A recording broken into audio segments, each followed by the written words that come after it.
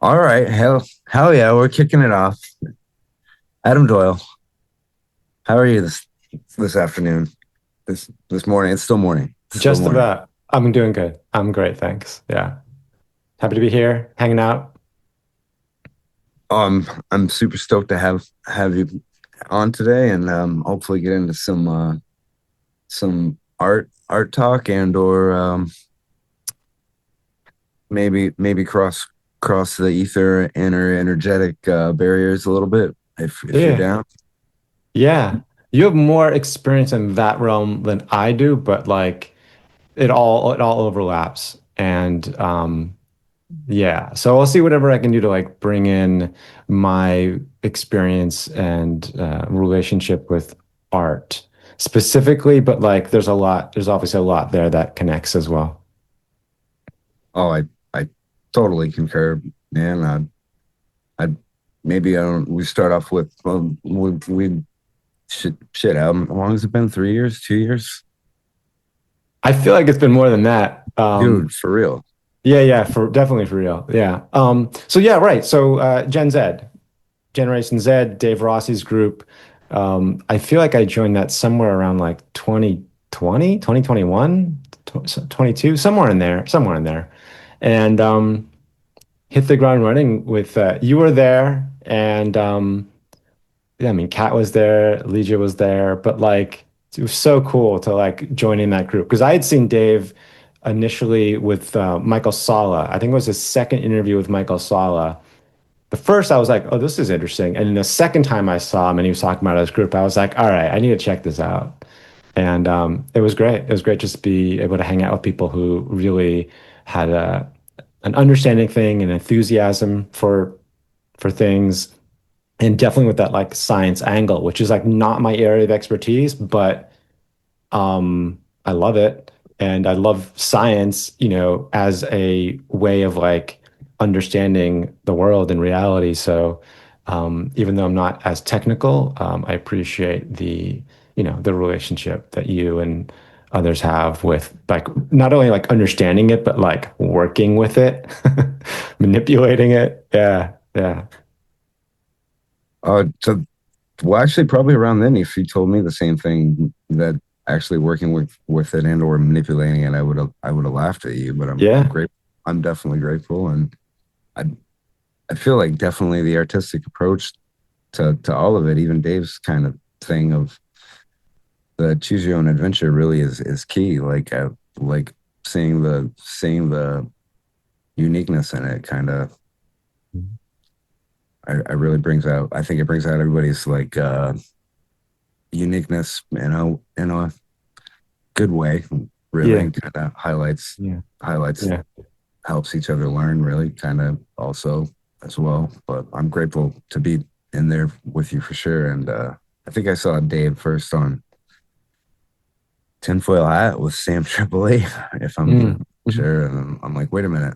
I, this cat definitely seems to know what he's talking about. And then I followed him for a while and then I jumped in the group. And I think it was 2020, I'm pretty sure. But Huh? yeah, it's been wild, man. It's been wild. Yeah, I mean, not to talk about Dave too much, but I think one of the things that he does really well is he combines both a really impressive understanding, like he really gets things. He was blessed with that kind of like help, but he really gets things. But he's also just incredibly kind and happy to explain things. And that combination, in this space is really it's really important, that people can like stumble, it's kind of like stumble upon something and then want to learn more and then feeling like totally welcome. Because, we're all on the same boat, like we want everyone to understand who we are, why we are, where we are. Like we all we don't benefit from keeping a secret. Like we want everyone to know. So any chance we get, is it's nice to be able to help people on board and obviously what you're doing here with having a podcast, the work that you're doing, as like a citizen scientist, and then having a channel like that's all part of the mission. So Oh, and I'm you're back grateful. for that. Oh, I'm grateful that to keep it rocking, Yeah, and bro. absolutely stoked for for the interactions like this and or the opportunities to advance even like this. I feel like there's a value in it for sure, and I feel like the more each of us helps and or learns, like it just stacks up, honestly. Yeah, it does. Yeah. Part of where it gets a little tricky is because like the intention, so you and I are on the same page, right? In our groups, Gen Zed or other groups, like we're on the same page. Like we all get like we've all kind of broken through on our own individually. That's how you get there. You're like, I'm really curious, and I'm not gonna just kind of get by with just doing the hamster wheel and watching the news. Like I know there's more. So we've all been on our own journey to break through and then essentially find each other on the other side. But the thing that where it gets a little tricky is like the love that we feel and the sincerity we feel for like wanting to like help others so we can all connect and like be united is like when much of the time, like most of the people that I'm close with, like they're not there yet. And so when like you wanna bring them on board, you want to help them be aware, but from their point of view, like that's where it can get a little bit staticky. And like you and I talked about this. I went through a breakup in before Christmas, and that was in no small part because I was seeing somebody I was totally into. I felt like things were great, and I'm reading her like I do anyone I'm dating or potential dates. Like, oh, is this a person who's open enough that this is something that either they're already aware of or they might be interested in becoming more aware of. And by aware, I'm talking about like, waking up. And what ended up happening was I totally thought like, okay, like cool, this is moving along. She's interested. I'm dropping things here and there. You know how it is. Like you know how to like drop things and get a sense like, is this person receptive and interested and like, oh, that's cool, or are they pushing back?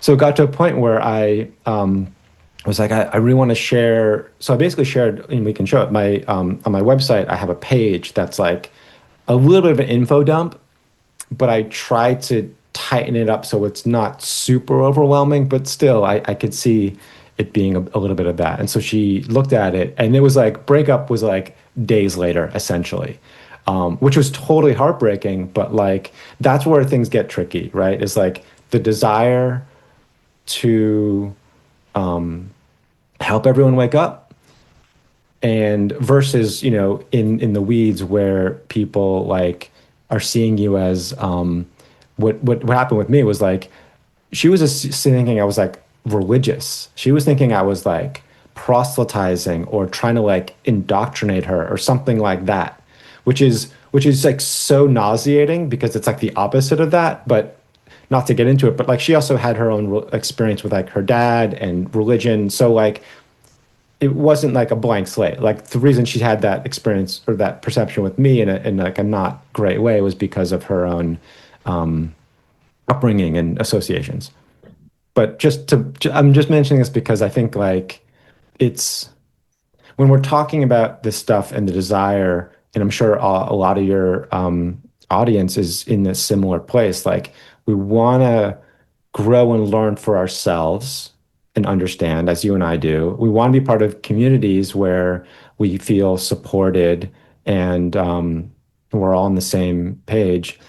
And then like how to like reach others is absolutely a like the biggest labor of love that there is because it's clearly the most important thing ever to like all love and be together and understand what we are as human beings and the planet that we're on and everything else and our history and all that stuff. But yeah, again, where it gets a little sticky is like how to do that, how to reach out, how to like, is it all about waiting for it to break in a big way and then people turn to us? Right? Like that's so what do you think? I mean, that's part of it. There's no one answer here, but that's part of the challenge Well, with this.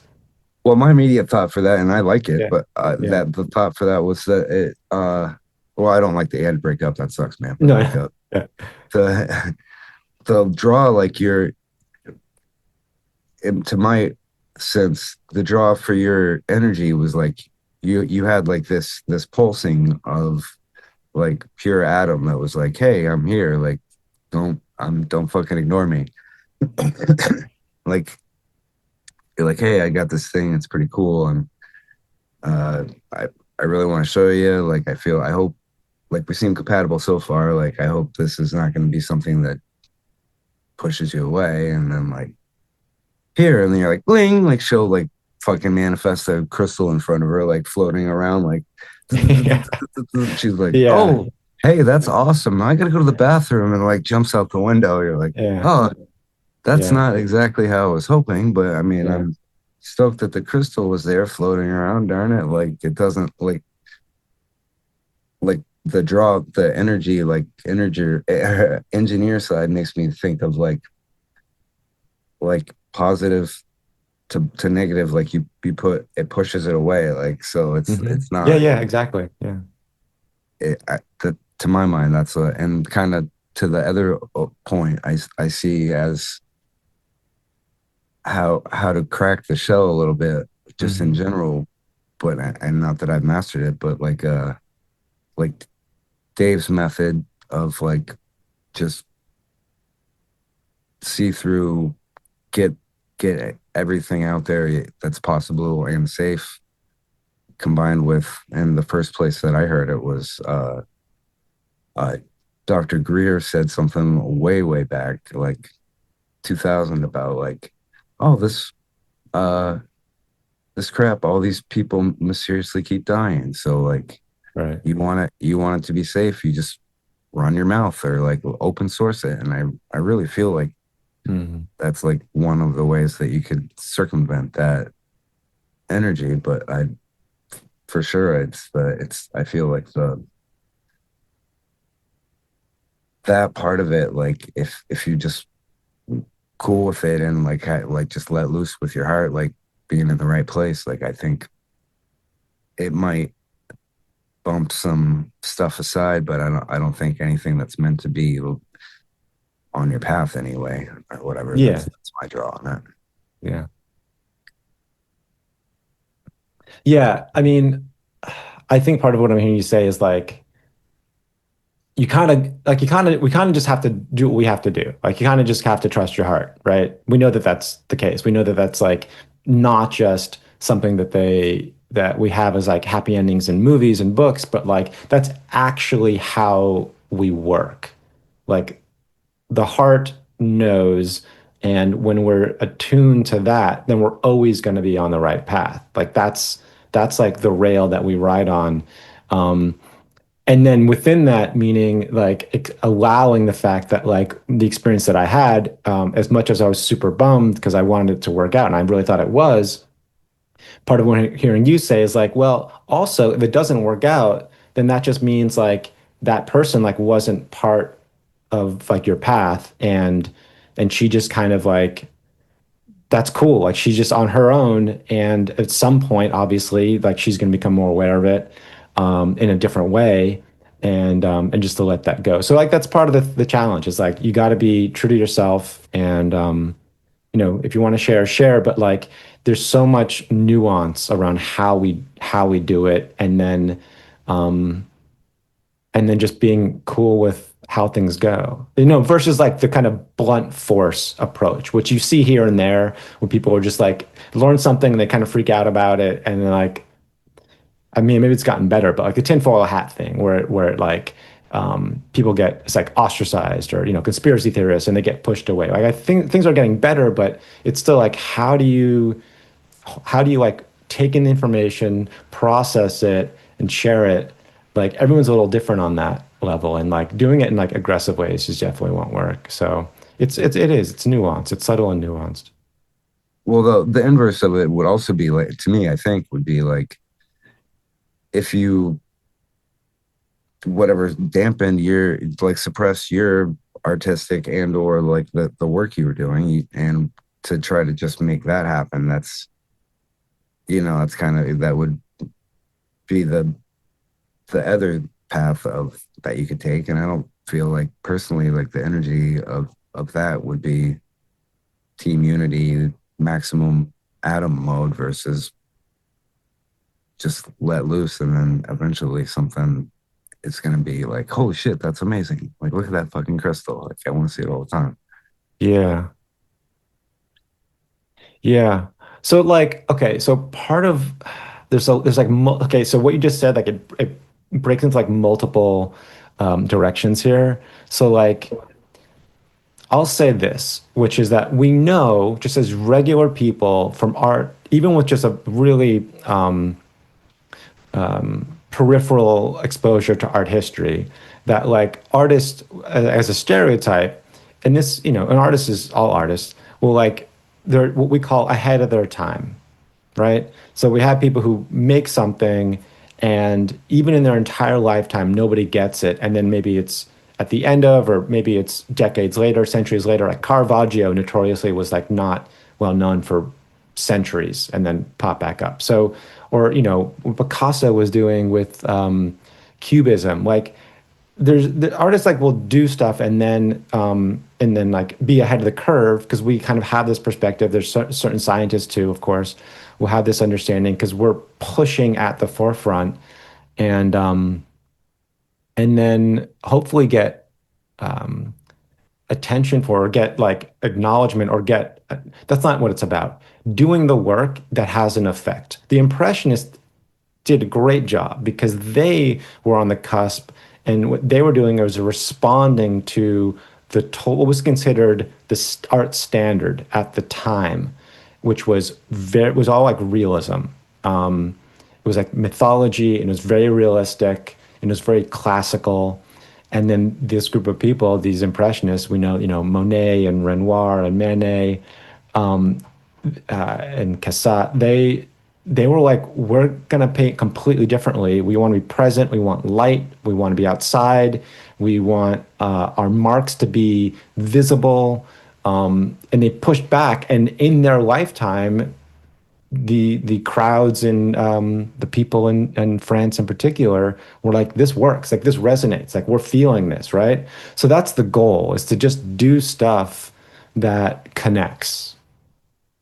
So part of the thing, what I'm saying here is like the challenge I personally struggle with, I'm sure others have as well, is like to do the work from that place of love and intention and awakening and help and having it connect. And that's part of the challenge because the stuff that I've been doing, hasn't really.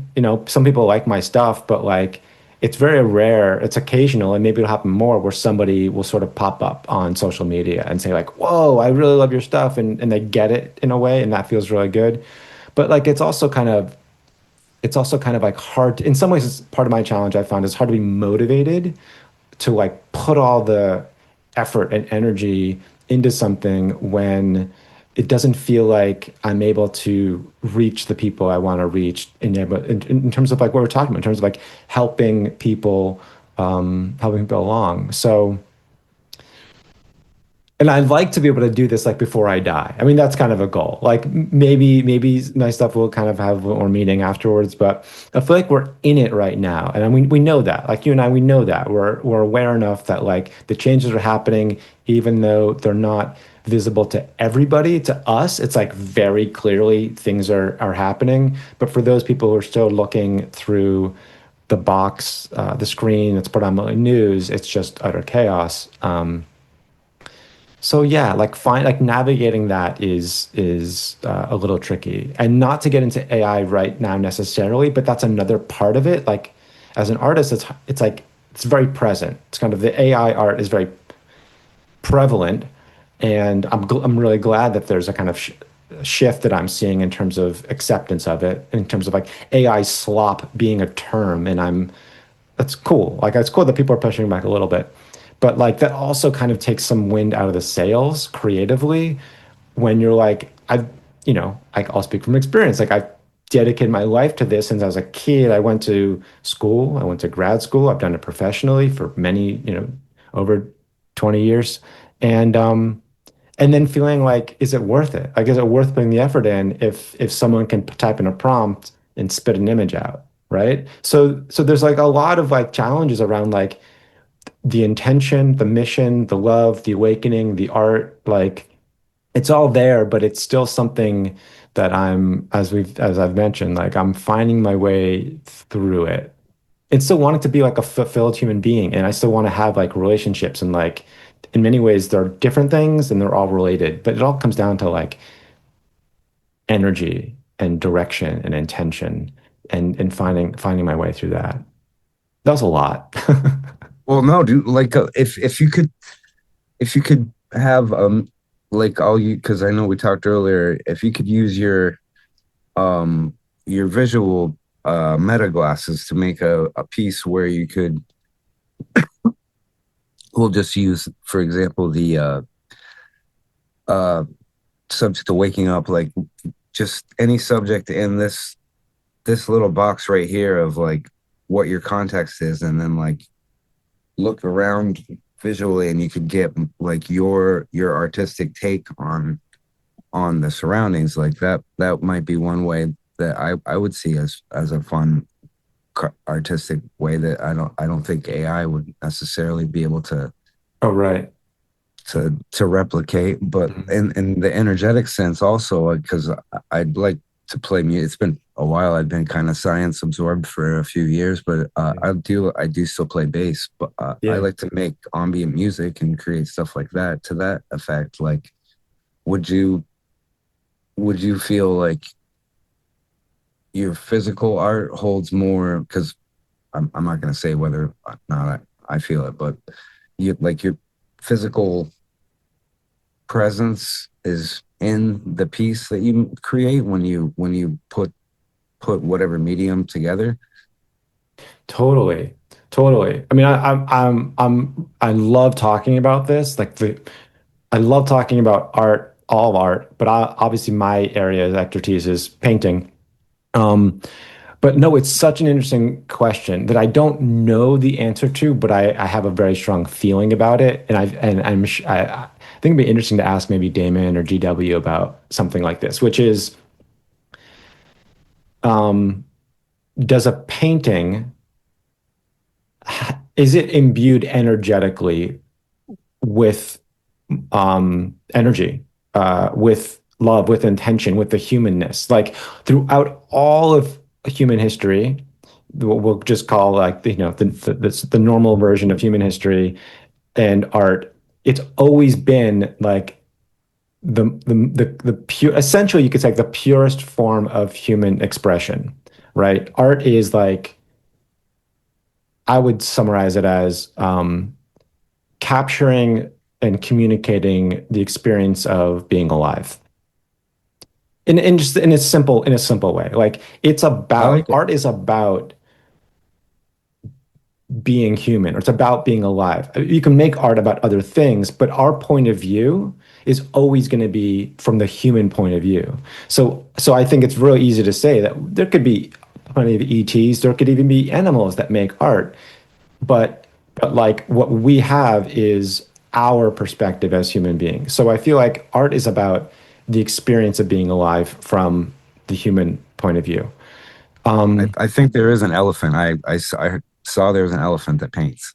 yeah, yeah. That's one one. I have a picture in my in by my fridge when I went to Bali, where they and I got to hang out with elephants. It was awesome. It was like an elephant sort of sanctuary. It was very kind to the elephants, and they had elephants there with paintbrushes, and the elephant would paint. And I mean, it was really neat. I have a picture of it. It was like really cool to see. So I don't want to cut you off. Yeah, yeah. Oh no, no. I think well them and I'm not sure. Maybe dolphins. I think there's a sea creature that makes art with stuff in the bottom of the ocean too, just Mhm. decorations. But unique to the human. That's a super solid. Like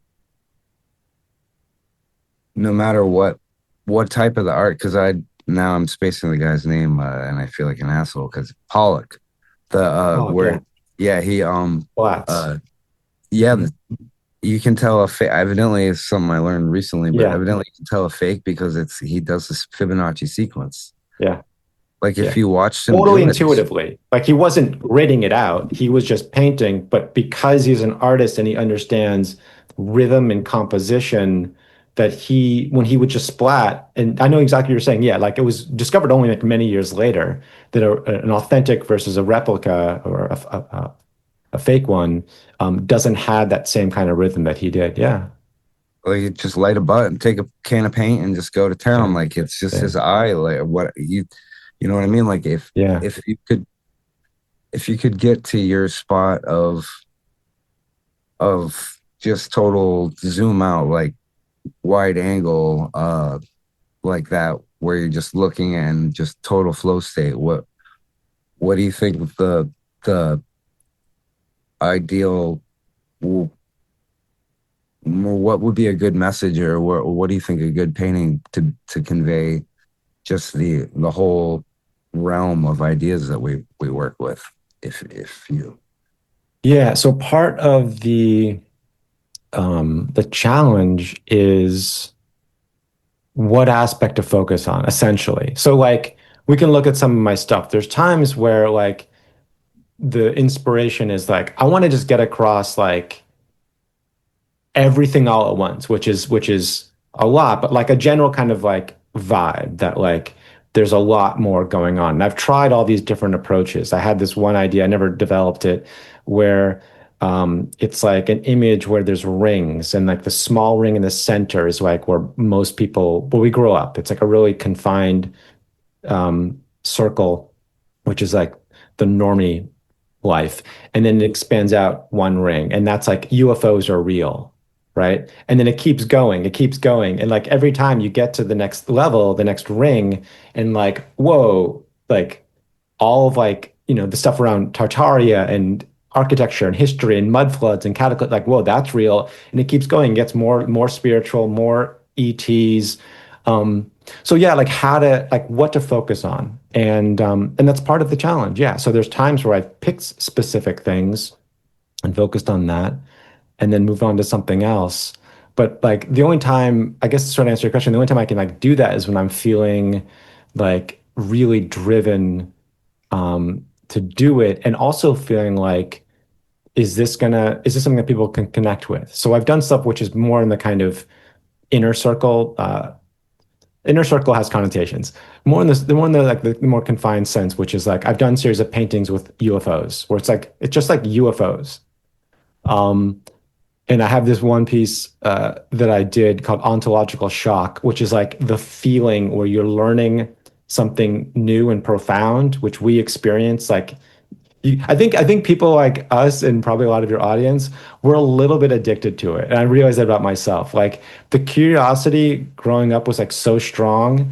And then I'd say probably over the past like 10 years, 8 years, something like that, where it was like, oh my God, like reptilians are freaking real. And then you like when you finally get that, it's not just hearing it once. That's the thing. It's not just like you hear it once, it's like enough where you're like you fully accept like this is real. That ontological shock, I've done paintings about that, like that kind of feeling. So there's a lot of aspects I to it. What's the book? I laughed at my friend. I'm not joking here, and this is why I have this. I Yeah, laughed at my friend for years for having this book, dude.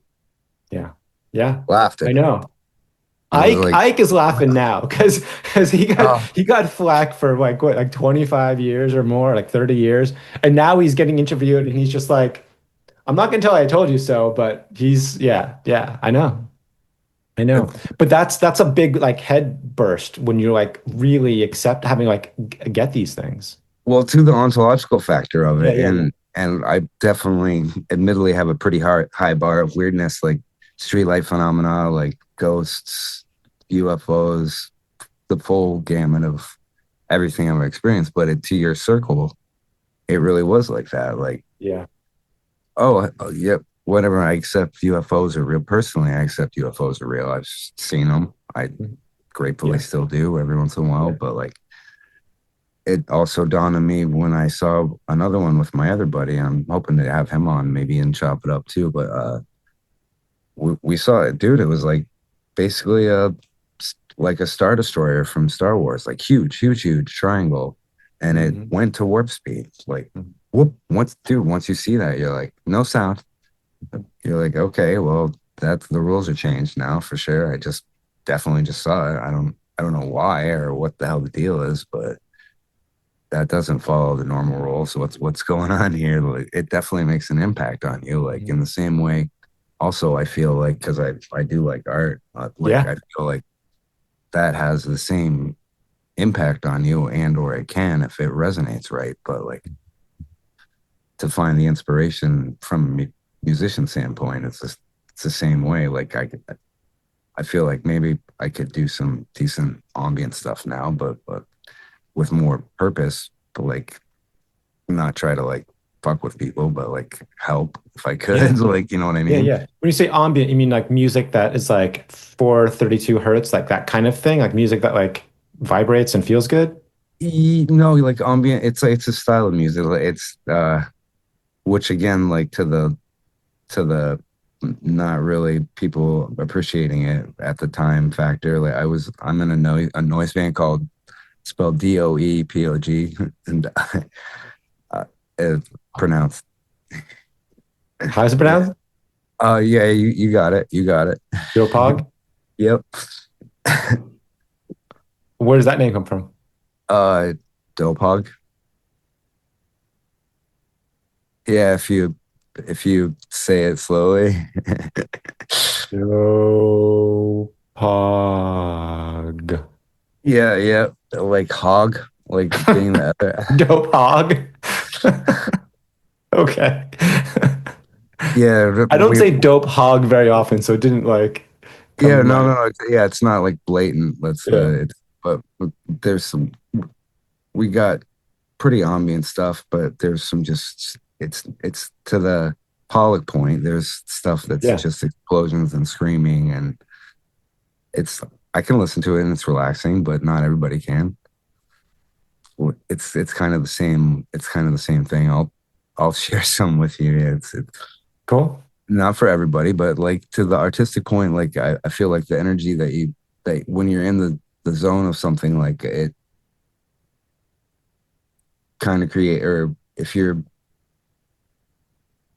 in whatever like just open to creation spot like that's a different just like universal energy wise that's a different access level than a computer has something to where they're just amalgamating different pre-made things let alone the I did want to point out the brain factor of whatever microwatts versus gigawatts to processing and like the Mhm. water eating on AI factor too like Mhm. it seems like the human advantage is pretty massive there. But Okay. So I have two things before I go ahead. I'll tag them. One is because I really love that we're coming back to this point because I think it's a really interesting point, which is does the work, is it imbued with an energy, which I think it is. Like, I really believe that it is. But again, I don't have a way of proving this. But because we know that there's so much going on with like imagination and energy and consciousness that like, that's why I think it's most likely the case.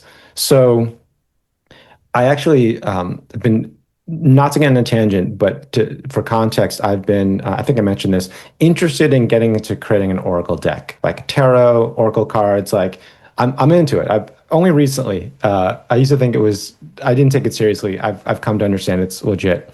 But the reason I'm saying that is because I really like the idea of creating imagery where it's like energetically imbued.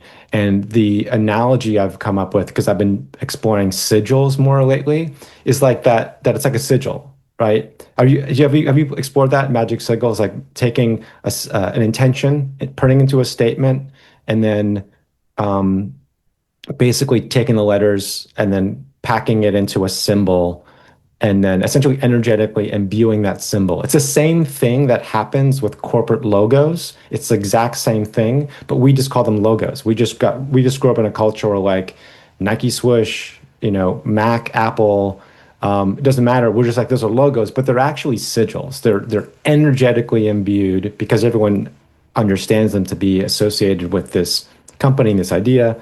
So we're energetically imbuing sigils all the time. So the reason I mention it, and I just happen to have some here, is I've made my own for myself. And part of the way it works is when you make them, it's essentially for your subconscious. So you make them and then you basically forget about them. And that's part of the way it works. You don't wait for it, you don't overthink it. This goes into manifestation. It's all the same thing. But the reason I'm mentioning the sigils is because yeah, I think painting real painting, when a human paints, I think there's essentially that's a sigil, essentially, in the sense that um, it's not serving a specific intention or function the way a sigil is for me, for my sigils for myself. But in terms of like, there's both the image itself. First and foremost, like if you're making something, the information you want to communicate is in the image itself. So if I have a picture and we can look at them, like because we're talking about UFOs and stuff, like if I have a painting of a UFO, the intention is to get across the idea of UFOs. But then within that, in a deeper way, in a way that I don't think we ever really had to think about as much before AI, was is there um, a kind of like meaningful energy in the human act of creation, or does it not matter? Because we're in a society right now, lately, where the perception, I think by and large, is kind of like it doesn't matter. That's kind of the argument that people in AI would make, is like an image is an image.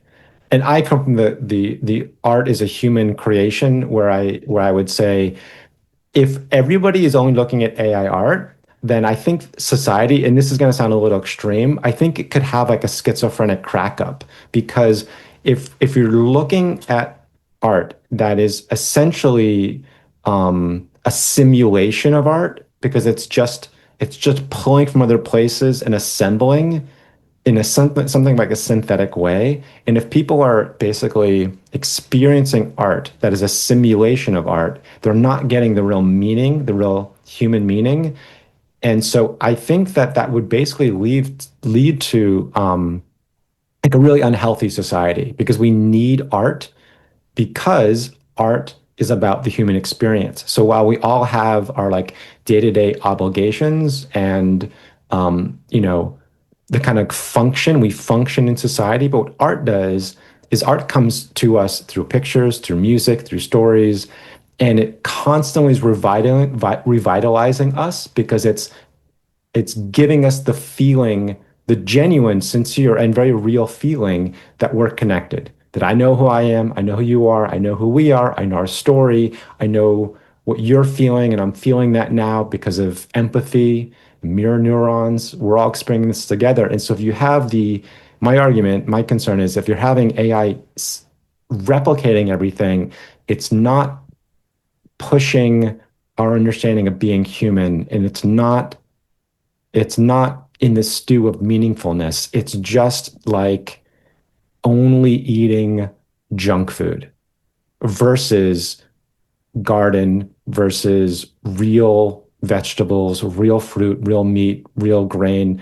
That's what our body needs, is real food. If you're only eating junk food, you're tasting, you're chewing, it's going in your body, but your body's like, I can't do anything with this. This is just processed garbage. So that's my argument, is that AI, what we call AI art, is junk food. It's just the simulation of images thrown together, and then basically tied to a corporation or a company, which is a whole other thing. But it's not nourishing. And so it's not just the images itself, which is important, but also like how it's made. I would connect it to eating well versus junk food. So I don't know if that was like super concise and relevant, or if I'm going on a tangent, but in terms of like imbuing art with like what it like what's underneath the hood, I think like making it for real really does matter. Yeah. Oh well, dude, no, not you're welcome to go on a tangent. A, B, I agree See, I've been guilty of ye old AI art No, you destroyer. mentioned that. I know. It's fine now. I'm A, I'm beyond it now, but and Yeah. B, like I just the devil's advocate, there is ways that you can kind of prompt semi-unique stuff. Like if you say in a unique style based on garbage cans or whatever, like you can get it to do weird shit that's not you could still do better as a human, I would argue for sure. But like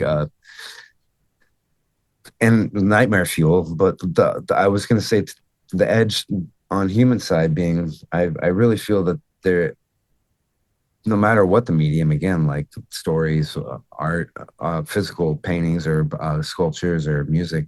But I feel like the energy, to your point, of revitalization, kind of there's a maybe egregore is the right word to use. Mm, Maybe hmm.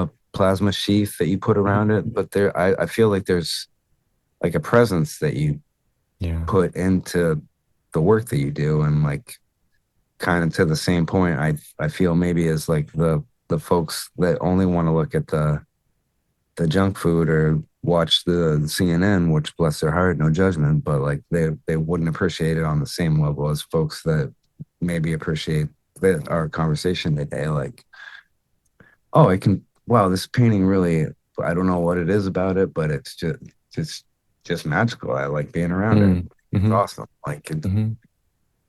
the receptiveness there, I think, is the two way where even maybe to the point of you, if somebody was in the presence of one of your pieces and was somebody was like, wow, this is amazing. I'm super grateful for this. Like you, if being in a receptive state, would physically pick up energy back from it. Not that I would Mm, expect to, but hmm. I feel like that's how it would work. So I can actually give an example to that because I mean I have had shows with my work on the walls, and being in person definitely makes a difference. Um, so let's put a tag here on the idea of how we experience art through screens, because we experience so much of reality now through screens, and that becomes a whole thing, right? Because now there's so much more simulations where like it's even harder to tell what's real, and we know that that's intentional, but still, we experience so much through screens, and that is something which I think is really important that we're mindful of, because seeing something with our own eyes and being in person and experiencing it is different than seeing it through a screen. So there's a lot we can say about that, but that just leave it at that for now. Totally concur. Right. Because like again, if you're dealing with AI, like again, all that is pretty much through, you can print it out, but it's all essentially through a screen versus if you go and see a painting in person in the paint or sculpture or music live, like that all matters. Um, wait, what was the point you were just making that I was responding to? Now lost my train of thought. Oh gosh, I'm sorry about That's the okay. about Um, about the energy going into it. oh And man. being receptive in person. Yeah. Um, I mean, I guess I could just say more about well, there was something you said about style, which I had thoughts on. Um, yeah, I'll talk about this because it actually kind of relates, which is that even before this is funny, even before AI art was a thing, even that before that popped up and everything just a couple years ago, Hmm. uh, I've In had the for the style longest. of, What's that? oh, I didn't mean to interrupt you. In the unique style, or based on the style of, is that what the So try what to I'm use? gonna do right now is I'm gonna address this is something I kind of only talk about with my students. It's a little Oh bit no, go ahead. no, no, no. I know like what I'm about to say, I think for some people can be kind of annoying, but I think it's like it can be helpful to just have a sense of this. So what I'm gonna say is that I have issues with the word style. Okay, and I'm gonna pull this apart a little bit. I'm not like confrontational here, because again, this is like such a nuanced thing that like I get it when we talk about art. It's like that's just part of the vocabulary. You like the impressionist style, the realist style, the neoclassical style. Like I get it. This is part of our vocabulary. But the reason I'm bringing this back up and picking at this point is because we're like inundated with AI and what I'm referring to is like the simulation of art because it's going around and pulling what exists on the internet. Like that's where it's pulling from. The notion of like style becomes even more relevant, I would say. And so here. Let me see if this analogy works, which is that when artists create something, whether individually or what we look back at as like a movement, um, what we're doing is we're forging ahead. Okay, so society exists in its current state of the present moment, and there are plenty of artists, and God bless them, who just want to make something pretty, right? And there's nothing wrong with that. There's a lot of artists that just they have something and it's a pretty picture. Maybe it's a still life or it's a landscape, and they just want to do that because they know it'll sell or because it looks pretty, and that's great. The artists that are what we look back at as like the pioneers, the one that basically defined what we call styles or movements, those are the artists that I identify with. Those are more like capital A artists. Those are artists that, again, are part of society. They are aware of trends, they're aware of where everybody is, but they have the vision to push further. So they're what we might imagine as like going into the forest and clearing land and building structures there, right? So then what happens is they've done that and people start walking into this new area. They go down this path and they see this building. I hope this analogy works. And they're like, oh, Yeah, no, it does. this is really, really cool. So what I'm going to say is that's style, okay? They've made something from the ground up. It has qualities to it. What I like to say with my students, because I feel like in the art class space, it becomes much more relevant. I prefer to say visual vocabulary. It's much longer than style, but the reason I make that point is because ultimately style is like the end result. Style is superficial.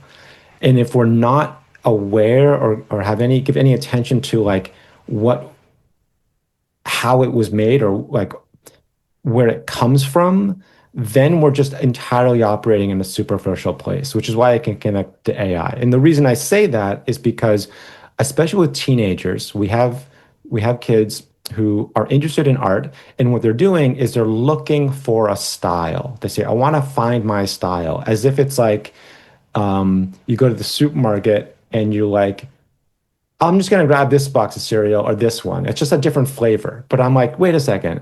I get that you can see it that way, and AI does that. It goes out and grabs the style. But if we're much more focused on like our interests as a human being, our experiences as a human being, our influences, our inspirations, and then we're making something, that's the substance, right? The style is at the end when it becomes consistent. But like, don't look for a style out there. Like, explore. That's what I say. It's like explore. So go into the forest, build your structure. People will come find you, and then move along. And so like, if you're stuck on style, then you're just basically going back to that same location, that same structure in the forest again and again and again. And society keeps moving forward. We keep needing more um, awareness and understanding and meaning and discovery. And that's why, like, you watch something that's an old movie, maybe even comedy, let's say, that's 30 years old. It can be super cringe, let's say, as just an example, because the sort of like society was at a different place back then. What we were comfortable with is different back then versus now. So as a time capsule, that's fine. But in terms of like just going and pulling from the same mine again and again and again, it gets old. So that's why I identify with like art as forging forward and discovering and searching and feeling it out and building new structures, so to speak. And that's why like AI is it's not going to work because if it's only pulling like what exists or what has existed, and operating essentially in a place of pure style, then we're not getting that energetic sigil imbued quality, and we're also not getting um, real meaningful interpretations of life and experience. Because if we just think it's about style, then it's like, okay, well then something weird can be cool and neat, but is it like really helping, right? There's a difference between something that's like cool and neat and weird, and like, cool, that's neat and weird. I like it. I like it. I'm gonna put it up. Versus like art that is, which is why I'm struggling. It's like, how does it like kind of subvert the barriers that we have and get to your heart, and through your heart open you up to a new understanding, a new possibilities, a new kind of beauty that hasn't already been just completely figured out before. um does that make sense in terms of like connecting Y- like a bit of Well, style yeah. and AI and Well, stuff? that's a pot, and I didn't mean to cross the line or push any buttons. No, that's the No, no, this is I good. This is good I to talk about. I agree though, because like the different you're kind of like pigeonholing yourself ahead of time on like oh, I'm gonna be anime steampunk, like cool, Right. that's my thing. Like, Right. there's probably something better than that if you made a whatever, like a suit out of bamboo and then Yeah. try to make a turtle or instead, like, oh, that's different. Yeah. Yeah. If you're just pulling from what already exists, you're basically undermining your own ability to like forge new ground and like create something that's personally meaningful and therefore meaningful to others. If we're just operating in the same stew of style again and again. So that's, yeah, you get the idea. Well, definitely to yeah, and the other thing I wanted to mention to that point, I think, is like works like I've had this dolly since I was like 14, Uh-huh. and I've liked uh Sir Alex Gray for Gray. Yeah. forever, Yeah. but the levels that I appreciate these with the understanding now, or that I'm at today anyway, I feel like is a deeper appreciation to that point. I think Mm. just with how time seems to work, like Hmm. it sends it, you send it back to yourself and or forward as well as to the originator. Like holy crap, that dolly, that's a wicked sweet painting. Like right now, like whatever time he gets it, I was like, oh shit, thanks, like sweet. I Yeah. feel like that's really how there's like an exchange there on Yeah. like astral level. I don't know time space how it Yeah. works exactly, but Yeah. I feel like definitely the energy in physical works versus the fast food works is noticeable, but also to the point of devices being designed to really hijack and maximize your attention to it, like you were saying, the attention, the screen, Yeah. everything is screen based now. Like Yeah. it's easy to be like, oh, I am an artist, I prompt things, like, Yeah. but Yeah. when in reality you're like, all right, I can deep fry a burger. Like, cool. Well, do you know any of the process of cooking? Like, sure, Yeah. I deep fry a burger. No, Yeah. it's not the same. Right. Like, oh, I can type in a sentence and I have a song. I'm a musician. Like, um, technically, I guess more power to you. I'm not judging you, but to a lot of people that play physical instruments, probably not. Like, Yeah. I would say it's the same thing. Like, Enough. Enough. Yeah. No, I mean, like, so part of the sort of like, if we're looking ahead, it seems like a super big red flag is, and we can create analogies here, corollaries here to architecture, like ancient architecture that we can't do, like incredibly ornate temples in India, around the world, like clearly they're not using hammer and chisel. Okay, so incredibly advanced, cymatic shaped, structures out of stone. So that knowledge was what we call lost, but most likely it was crushed and hidden. But like definitely. same thing with art. Like imagine that. Imagine like, okay, cool. Cool, man. You can like type a prompt and you can have a picture. Great. Just keep going with that, right? What happens after a generation or two?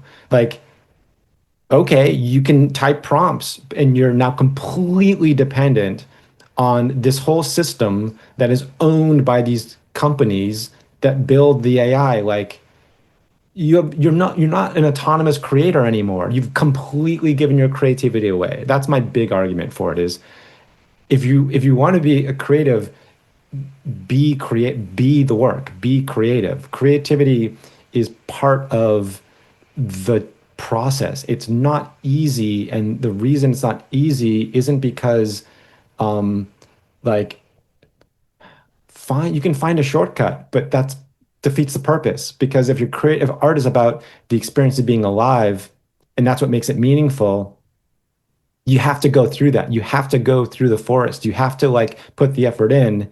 Otherwise, it's just like this cheesy, cheap little simulation, as cool as it might look. And again, the big thing I want to harp on here is the autonomy, being creatively autonomous, being the creator versus using a system that's all built out and it's at the least effort possible. So like let's just be clear about this.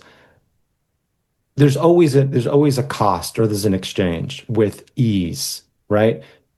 We're given something that makes our life easier, great, but there's a cost.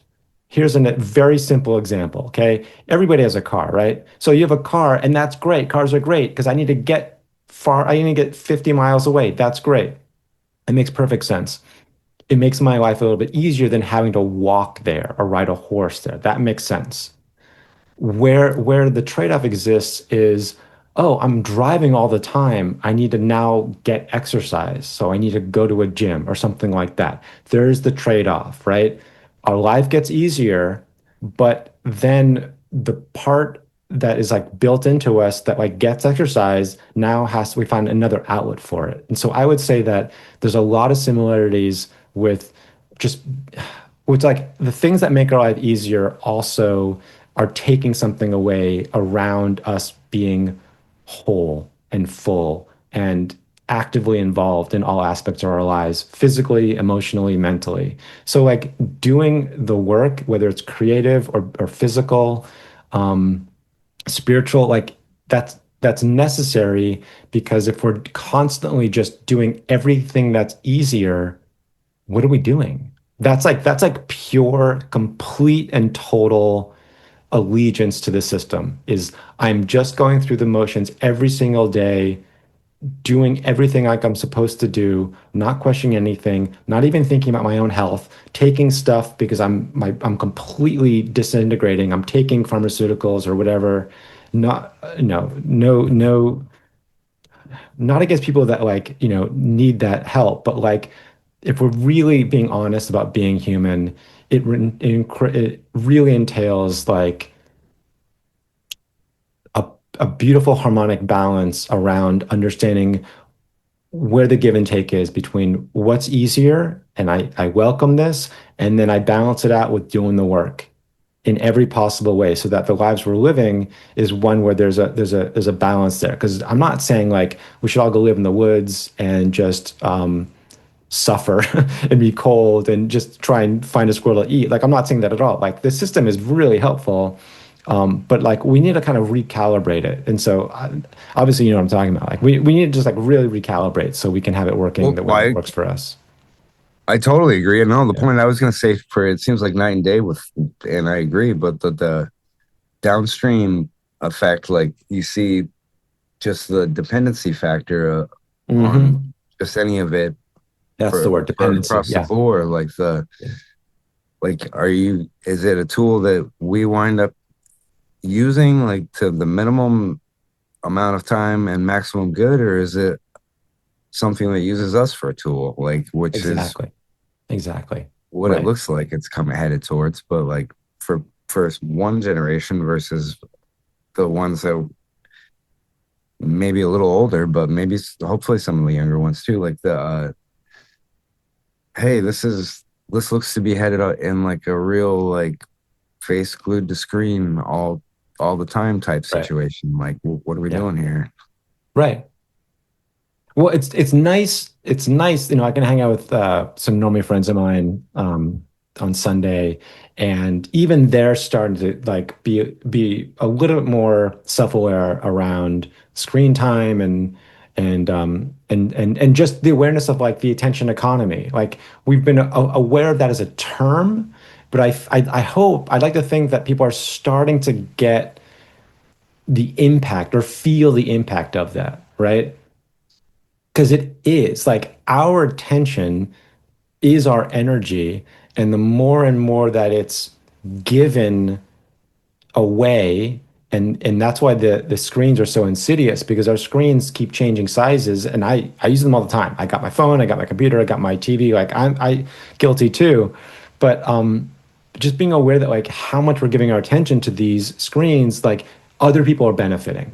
People are benefiting from our attention. And I think, I mean, this too, like in many ways, and this sounds crass, but like humanity is kind of like we're farm animals for our energy.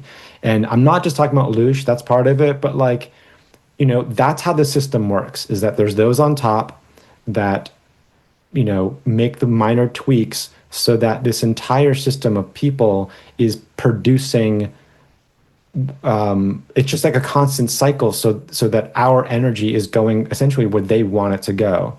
And they've done it in such a clever way that we feel good. We feel stimulated because we're getting entertained, or we're getting things that taste good and everything like that. But like ultimately, we're not really the full expression of ourselves. And I'm not there yet either. But like that's why it's so great that we have ancient pathways wisdom, right? That people like really protected and carried along like a tiny tiny little candle flame match. They protected that bit of information and passed it along, and it's associated with spirituality and religion. But like this is like important stuff because it's so hard to push back when everything around us is like cool and shiny and comfortable and sexy and tastes good and fun. And we're just like, I want to do the work because I need to make the money so I can survive and pay my bills. And it's just like it's hard. It's hard to break out of that and like still get by, but it's important because like the other side of that is where we get to rebuild society in a way that like really serves us, like really transparently serves us. And I figure it's probably something more like solar punk or something that's like a little bit more like totally beautifully integrated with nature, and it includes like spirituality as like just a normal part of our day-to-day lives. And we're all like astral projecting, and we're all telepathically communicating with each other and plants and animals. Like we know that's all possible. So let's like, that's what we want to do, is like we want to get there. Well, to use Owen Hunt quote that I really like, that have been sticking on lately, like the no drift, like I Mm, can't. He's like, I think it's a Bible quote, or like somebody talked to the devil evidently, and like, oh, get you to go on autopilot is goal yeah, one, and yeah, then goal two is to get you to, if you're kind of awake enough to be aware, like to get you to drift off your what you're meant to be doing, which yeah, it puts to that like, all right, I'm gonna just do as I'm told, point A to point B, like to whatever point. And again, I'm not judging or ripping on anybody for everybody's journey, but for whatever point, like where we saw Dave, when we're like, hold on a second here, like something's missing, and like I can do something about it, and with action in my own life, like, and yeah, it will help me to get a better handle overall. Like I feel like that definitely is super helpful also, or like a key part of it yeah, anyway. yeah. Something that you touched upon earlier that I think I can connect here, in terms of like, making something and then and getting a response. Like, I think as a musician, there's probably it's a lot more immediate. Like you're making music, especially if you're live, and then you're seeing, experiencing how people are receiving it, and that seems like an incredibly gratifying experience. Like make something, people are experiencing it, and in real time, they're enjoying it together. Whereas like what If I it goes do, well, if it if it goes all goes well, well, if yeah, yeah, yeah. totally, obviously. So like, but like if I'm making something and I'm putting it out in the world, oftentimes I'm not aware of how it's being experienced, and that's fine. Like, you know, if I'm stuff that's like on the screen or like a book cover or something like that, it goes out there, and I'm just feeling like, yeah, this feels good. It's, you know, people are like, you know, buying the book or whatever. But something that like happened that was really sweet was when I did this mural last spring, and that was something because I don't like working outside. I want to be in my, you know, little safe space. But it was, and I knew it was coming, but it was a neat experience to be creating something outside over 2 months and then having people constantly want to interact. And it's like as like honestly as like annoying as it was to have my concentration broken because people wanted to talk.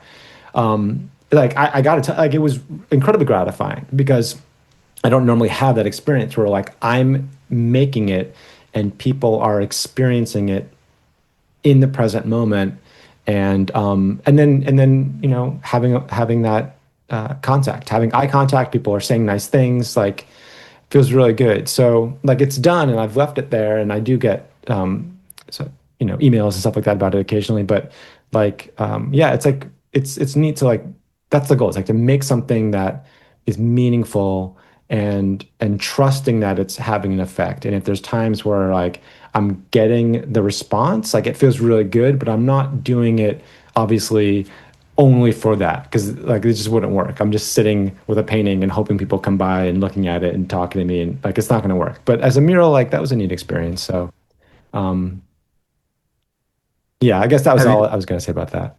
have you thought about setting up a canvas out somewhere and just like or like in the middle of the street or like It just doesn't it that? doesn't make sense. It doesn't make sense for me. Like that made sense as like a thing to do. And the term is plein air, which is going outside and painting on site. And I have done it when I was like in school, but it doesn't really make sense for me, generally speaking, because for me, it's much more about, and this is actually, I think, significantly different than music, being a musician. Obviously, musicians record in the studio. But when you're playing live, like the music is happening live and people are experiencing it live. Um, and so you don't like lose focus because that's part of the focus, right? I think, unless you're like really like nervous, and I'm sure there's plenty of musicians who are. Generally speaking, you're playing, people are experiencing it, you're in the flow. So for me, my flow state is one where I'm totally not self-aware, right? If I'm outside and I'm interacting, then I'm constantly coming back into my body, right? And then I'm detached from my piece. Whereas Oh, for I me, gotcha. I think, you know, this is not uncommon, but for me, when I'm like in it and I'm working on something, I'm really into like developing ideas and having a kind of like energetic, like visibly energetic quality to a lot of my paintings. So when I'm like in the flow, I'm basically not in my body. I mean, obviously I am, but like my energy and attention is totally in the act of creation. At its best, I'm in a state of flow where the image is like coming alive through me. So to answer your question, like so going outside, like I don't get anything out of that because it's constantly distracting. I want to be like Oh, locked. I want to gotcha. be like in my flow, in my zone. Um, but like if there's an occasion to do another mural sort of and have that experience, I'm down for it. But I don't feel like that's my calling to like just be doing that because what I want to do, like we were talking about earlier, is like I want to make imagery that is in some way, shape, or form speaking to aspects of the big, you know, waking up stuff, which people can connect with, and they can feel it, and it can connect to their heart, and they can have a little bit opened up where they're like, oh, like, is that possible? Is that real? Like, just kind of opening them up a little bit, you know? So to get to that for me is mostly about like working in a contained space where I can just really focus on like putting everything into it and then like putting it out in the world. now, like for say 5 years down the line, like Mm. it, there's all new mediums to work with. Like, do you see what would you see as like a possible the like a new art medium down the line of something that we could do in the future? Like I'll use for example, like Mm. for my shirt, like Mm. make a new type of fabric where if you walk up to it, it looks like you can see that it looks like the flowers are moving as you walk by it or whatever. Right, Like, that would be right. sweet or something like that. That's an interesting question. So it's funny. So like first and foremost, I'll say that, excuse me, I work with oil paints. So like I'm really into like the traditional hands-on approach, generally speaking. Um, and watercolor is great, acrylic's great, gouache is great, and I've used them all. But oil, there's something about oil paint that has a kind of, it works for me. It has a kind of like um, spaciousness of application. It can be really thick, it can be thin. It's got a verisimilitude. It's got a kind of like a vocabulary that's broad. So I like oil paint a lot. Although obviously much of the time, every time I do an illustration, I'm painting, I'm scanning into the computer, and then I'm developing it digitally, like in Photoshop. So I bring them both together. But I know that you're a material guy. So like to answer your question, I haven't thought a lot about like what kinds of like new materials are out there or like could come that could be really cool. I think that makes a lot of sense in a sculptural way, right? I think for sculptors, like finding a kind of material that they can like transform or transmute from like something that's like rubber or grass and then make something out of it. Like that's a big part of sculpture. But where I can meet you halfway is actually, I'm pointing because they're right over here, the MetaQuest headset that I got. I'll just say this, the reason I got it for your audience is because they can be helpful for painting murals. And I haven't used it yet for that. I just got it recently, but the intention is, and there's an app for it called Stencil VR where you have your image, let's say it's a sketch, and you have your 50-foot wall. There's the old approach of doing it, which I've done, which is a grid, something along a grid. But the headset has the ability to basically you upload your sketch, you go to the wall, you basically apply it and lock it on the wall through the headset virtually, and then you can go and basically trace your image to transfer from being something which is on a piece of paper or digital to the actual physical wall. So it seems like it's a great tool for that. I haven't yet done it. But something that another application I got for it that's fun. So far, I've used it and it's like fun, it's neat, but I'm not like, this is my new medium. To your question, is a 3D, it's like a 3D painting program. So I put the headset on, and the experience I have is I'm in a vast empty space, but it's basically you have like a little bit of a barrier where like it turns off if you go more than like 6 feet, which makes sense because you don't want to step on your cat or something. So you're in this space, and then you have this like menu of different kind of brushes and colors, and you can make these like strokes and these marks that are three-dimensional, and that's neat. So I've been playing with it, where I do some. I haven't like really done anything super figurative yet, but like drawing a stroke of paint, and then like I can walk around it and under it, and there's lighting on it, and like that's neat. It's like a neat thing. But I currently I'm not like super motivated to like become the master of that. I still want like I still want real paint. For me, that still works. That still feels meaningful. But it's a really neat question.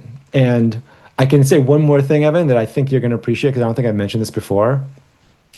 So I've had like past life stuff done, and I forget which modality it was. Oh, it was Akashic records. So I've done it multiple times, but this one person I did it with, and we talked for like an hour or two, and she accessed the Akashic records. And one story that she told me about one of my past lives, which is pretty neat, is that she says I lived on another planet. I don't even remember if I was human or not. I think human like. So maybe it was Palladian, I'm not sure, something like that. And it was some planet far, far away. And in that lifetime, I was an artist and I would travel to different universes. Universes or galaxies? Galaxies. We're in a galaxy, right? And you could travel to different galaxies, right? Universe, yeah, galaxy. I think is all of it. Yeah, yeah. Okay, yeah, I feel like I should know that. So I Yeah, would maybe I travel. got it back. What's that? I might have it backwards. Go ahead. I know, no, I Sorry. think like the universe is like all of it and galaxies are individual. Someone's cringing right now. So Yep. I would in this lifetime travel to different universes, sorry, different galaxies. And I don't know if this is one thing or like my whole life, but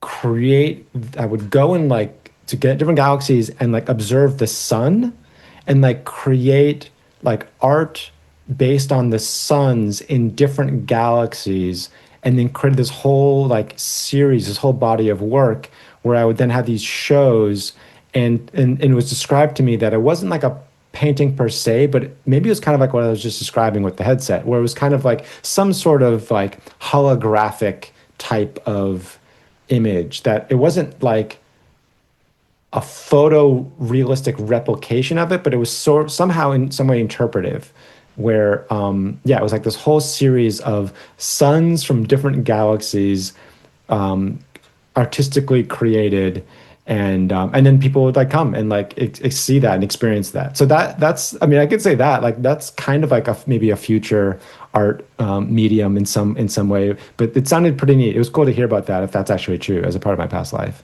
as well. Oh no, that was pretty much what something like that was what I was thinking, or like kind of with the oil paintings. Like for me, to maybe like that you would, and who knows if it'll be a thing, but like the oil painting seems like almost kind of like architecture because I know a little bit of that, like Hmm. the way you build it up. Like I wonder if they would come up with a form of plasma maybe sometime in the future where it would Mm. be like a permanent like Hmm. texture where of like kind of like Hmm. warbly. Like that would be interesting to see paint with something like that. That would be amazing. Like Yeah, man. Yeah, physically put like layers of electric like colored electric stuff on here. That would be I'm into it. I'm into it. I think you and I have a similar like even though we're in different disciplines, um, I think I have a natural inclination, and this maybe is again in some ways related to like past life stuff. I have more of a natural inclination to like want to work with more natural materials. So even though I'm buying oil paints, right? I'm not making them myself, and I'm using brushes, and I'm making those myself. I like to use material that's like real material. I do a lot digitally, and a lot of the funny thing about working digitally is trying to make it look as if it's done with real paint. Like, if you're using Photoshop or any other number of art programs, such a big part of it is to try and have these marks and stuff that looks like it's actually on paper. So there's like this real investment in the simulation of it. So we've already addressed my issues with AI and art. So I like to use the real materials. That being said, the point that you're making sounds interesting because plasma's real. Like, right? If I can like basically work with something that's like actually in some way connected to like real nature versus something which is like simulating it, that's my interest. I'm more interested in like the real versus the simulation. And I know with your work a lot of what you are into as well is like working with the real materials, so like electricity, gravity, magnetism, soil, copper, you're into that kind of stuff too. And I think that's like I think if we stay along that path, we're going to do amazing things. I mean, how like again back to the architecture thing, so much of the reason like we have these astounding architectural structures is because past civilizations understood how to basically use like sound to move stones or things like that. So it's like all there, like the most advanced technology, it's all already here. It's just understanding how to use it, how to, I don't want to say manipulate it because that might sound negative, but like how to really utilize what already exists. That's like the highest level technology. It's not more wires and bigger screens and more DPI, right? it's like understanding how to use what exists at a really high level. That's I think the goal, right? I agree. Well, I'd agree with that, and I'd say to throw it back to the other point earlier of like Mhm. information overload and or like FOMO of missing out on crucial stuff. I think really Yeah. tuning in, like both you and I are on the same page there for like if something pops up on any of the devices about like, oh, there's a new pill that you can take that'll make your feet smell like roses, like or some dumb thing, like be like, Yeah, yeah. neither one of us are interested in any part of that. That doesn't Right. like, Right, right, right. oh, there's a way you can splash water on your toe where it'll smell like roses. Like, cool, I might look at that. Right on. So like Mhm. versus Right. like the draw for attention there. I think like definitely Yeah, I want to use other people's stuff as I think the connection I'm making here between, let's say, pharmaceuticals and AI is like they're other people, but it's more like institutions are, for capitalistic reasons, putting together something very complicated into a form which gives them a way to get money and energy from us. So I basically like I want to get rid of that as much as possible. Like we already have enough of that. Like I don't want more of that. So like how can we function and create and participate and come together and build a beautiful future where we're like just like utilizing more of what we already have. And obviously the history of like science and technology is like riddled with fucking bullet holes, right? Of like where that was taken away, where like the the understanding of like how to just kind of make things beautiful and powerful and profound and big and useful and that's been taken away. We're still friggin' driving cars with engines on the same design from what was it like 1910 or whatever, internal combustion engine. Like, come on, you guys, really? I mean, fine, electric cars, but like, I don't know, hydrogen. Like, let's get into like the territory where it's stuff that's like, and I know that this is your land where I'm going, but like, we're on the same team, man. Like, let's just use what's already here and use it better. oh, I fully am on board A and D. Like I rest in power Stan Myers, and like I'm pretty sure Yeah. Tesla had a car with no battery. Mm. It just ran like it, Mhm. which I think is another option. And then even just the basic option of like super recently, I heard they can make rare earth minerals without any, or they can make uh, permanent magnets without any rare earth minerals, which is crazy. Like any of these things, like just if you released one of these to the public and let people just go nuts with it, it would be Yeah. like instant turnaround. And I feel Yeah. like the openness for hearing about it, A, is at new levels, and or also the things that are coming out are also at new levels. Like you hear about pretty regularly. Oh, this new whatever is out and over across the seas in terms of like a new patch where you can get night vision for the night. We no goggles, or like you take some squid gene and then you can same thing like night vision or whatever. Like I I feel like the awareness there, like to the point I was trying to make earlier, like where that's interesting to us and like pursuing that overall is probably more uh, payoff and or a better attention investment. But how do you shift folks away from like, oh, so and so got ketchup on her new dress, and like, oh, I gotta see all the pictures, like it's insta scroll for that, to like, Mm. hey, well, there's good art out there and some science stuff maybe, like, but like it's the same energy for all of it, I would argue. But Yeah. like how do you cut the drift down is the hurdle that I've found. Like I don't try to make anybody jump over anything, but at the like I feel like your art's ripping personally, and like it speaks for itself. But I don't. I don't know how it would how move the needle per se on it. Dude, I mean, this is where once again, you and I are feeling the same challenge, right? Um, Cutting through the clutter. Like there's a lot going on. There's a lot of screens. There's a lot flickering in front of us. I mean, they've MK Ultra the hell out of us. It was a complete success. MK Ultra was a complete success because we're all essentially doing slot machines all day long. Like it worked. They got us. Um, so then how do we cut through that with like, hey, this is actually to our friends, our family, our audience, like, hey, let me show you this thing because this is actually like health food. Okay. I know you're happy eating junk food all day long, every day, but like please just eat this apple. Like what we want to, that's where it's coming from, right? With my art and with your work, it's like that's the intention. But how to do that when everything else is going on all the time and the stuff that we have to share just becomes another part of that? I don't know, man. I don't know.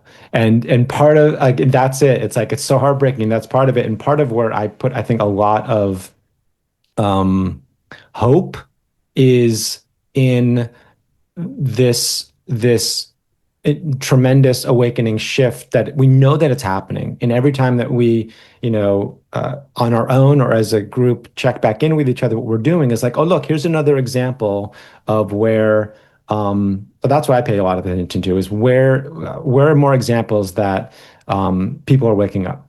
And that's what I'm really interested in. And so it just, in some ways, becomes a waiting game. And I don't want to wait. I don't want to sit around waiting on my ass all the time for people to become interested in this stuff. But again, it goes back to that point. Like you can't brute force it. If people aren't interested, it just becomes aggressive and unwanted, and that doesn't work. And that's why the art approach I identify with, because again, it's about speaking to the heart and then opening the mind. But in terms of like your question, like I just don't know the answer how to get through all the other stuff going on.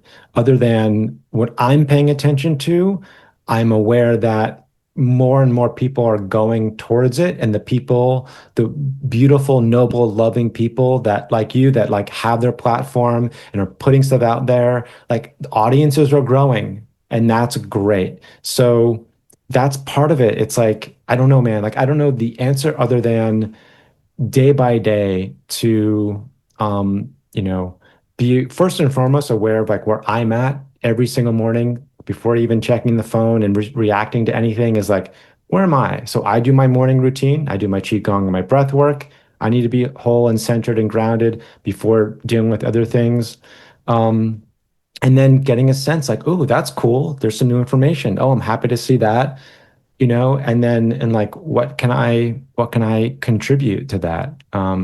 That's just, I think that's kind of the space I'm in. And then also, the other stuff of being human, like I need to get groceries and I want to talk to a pretty girl and all those other things too. But like it's, I don't know, like it's freaking exciting in many ways. Like it's sometimes very disheartening, like we were talking about earlier on the chat around like that company that was doing Rife technology that was getting slammed. Like it can be disheartening, but by and large, like I feel like we're really in a good place, other than the sort of the mainstream news chaos. And there is stuff going on in the world, of course, but like I think we're really like blossoming, and that's what I want to focus on is like we're just focusing on like the awesome, beautiful revelations and people like getting excited about that and helping each other out, and the more and more communities that are popping up.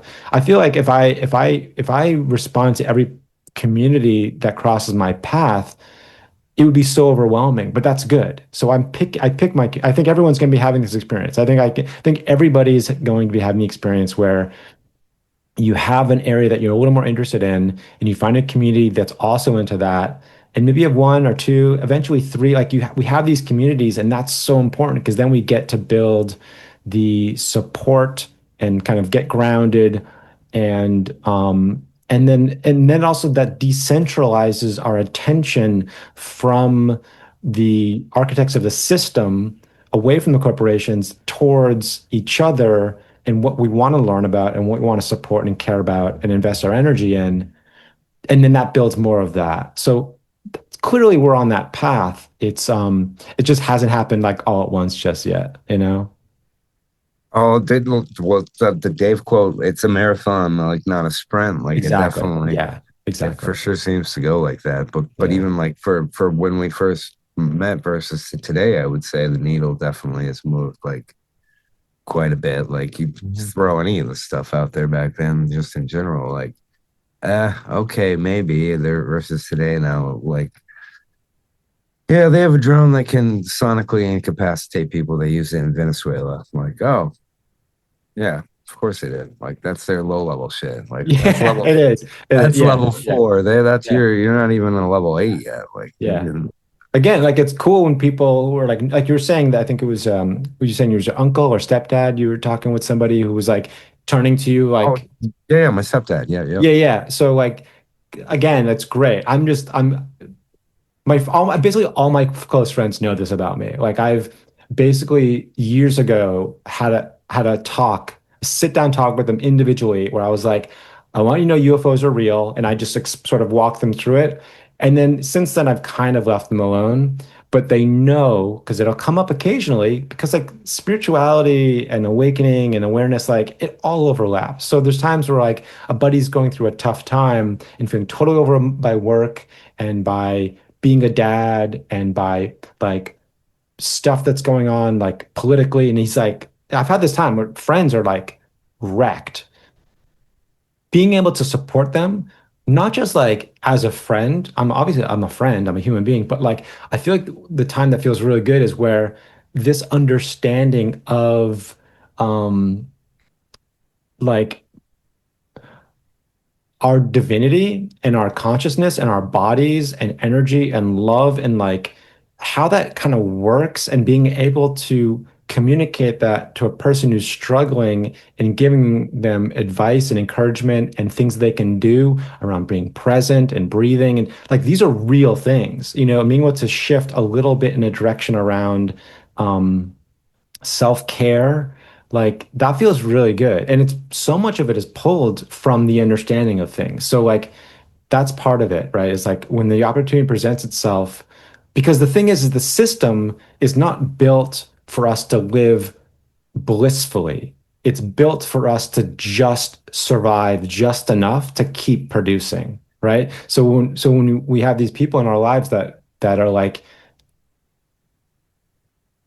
being like like in a state of some quasi almost like debilitation and being overwhelmed, that's like okay, I'm not happy that they're feeling that, but I feel good that like, oh, now this information I can pass along. And again, it's not necessarily all like UFO stuff, it doesn't need to be, but like it all can kind of overlap so that when again when more comes up in like the news or in the world, we have a very clear understanding. They know, like, yes, come to me, and I'll give you some more information and some sources I can recommend, and like walk you through it a little bit. So, yeah, a lot of this is just like being informed for myself, and then ready and willing when the time comes to help others who Or want. it might be yeah, I agree. It might be the just like the energy readiness to it. I don't know how to put it like kind of non-denominationally. Like it Right. like you're cool with it and somebody else might be almost ready to be cool with it, but they need somebody to help them. Like Yeah. it Yeah. made me think of like one of my buddies. I was helping him. I won't put him on blast. Do yard work, and I'm same way. I tell people I know, see stuff. I'm grateful. I don't know what it is. I don't claim to know what it is, but it's real. I feel like it's real up there. And I was doing yard work with him, and we were cutting trees down, and two huge planes, like the Cessna, like troop transport, like you see they drive tanks, two tanks onto the back of them, like they're Oh huge. yeah. Yeah, Okay. the monster planes, but Uh-huh. two of them flying above us. I'm like, well, that's pretty weird. They're pretty close together. And he's like, yeah, they are. And then work a little bit, like, yeah, they making any noise? And he said, Oh. no, can't hear anything. I'm like, Yeah. right on. And then they went like, and we both saw it. They both went into it looked like one plane, like we're at the ground level, but it looked like one level and then separated back out into, that's really weird. And then he has people, relatives in the Air Force. He's like, any reason why they would do that? And he's like, they would never fly that close to each other. And I'm like, might have been a cloaking unit or something, man, but he's never seen anything. And he's like, man, it's you. I'm like, duh, it might be. I'm grateful if it is. But he's like, Yeah. I'm like, that's probably a UFO. I'm pretty sure. And he's like, yeah, it probably was. But he'd never seen it before. And during the day for me, it's rare as hell. But I'm Yeah. grateful. But like, it's kind of that thing of like once you accept it, like he after that he was kind of like, oh crap, like all right, well, like dude's not making it up. I saw it. I saw something. I don't know what the fuck that Did was. that pique his interest to learn more, or was that just one off for him? It did. It did. Yeah, yeah, absolutely. Sweet. That's what I mean to the energy Great. point of like I think Yeah. it like if folks are cool with it and ready, like it could just be like a catalyzing thing of like they need to see like a really provocative Adam S. Doyle and then whatever inside them could spark. You know, I feel like it's Yeah. the same thing for like the same energy is conveyed. Like once you're ready Yeah. and there for it, it just whatever needs to present itself in order, but to try to help intentionally or force that on somebody, be like, hey, look up right there. There's two planes merging. People are gonna just be like, okay, man, Mm, whatever. mm. Like, I feel like there's the balance. You got to be like, maybe if you like, what the hell's going on with those planes up there? Like, because I don't know. Like, what? That is weird. Yeah. Like, what the fuck? Just as it's like a general metaphor. Like, that's it seems like if you're ready for it, it presents itself. But Yeah. I think that's true. I hope that's true. I think that makes sense. If you're ready for it, then you're going to be receptive to it. Yeah, that makes perfect sense. It's also really helpful in that case that it was outside in person with his own eyes.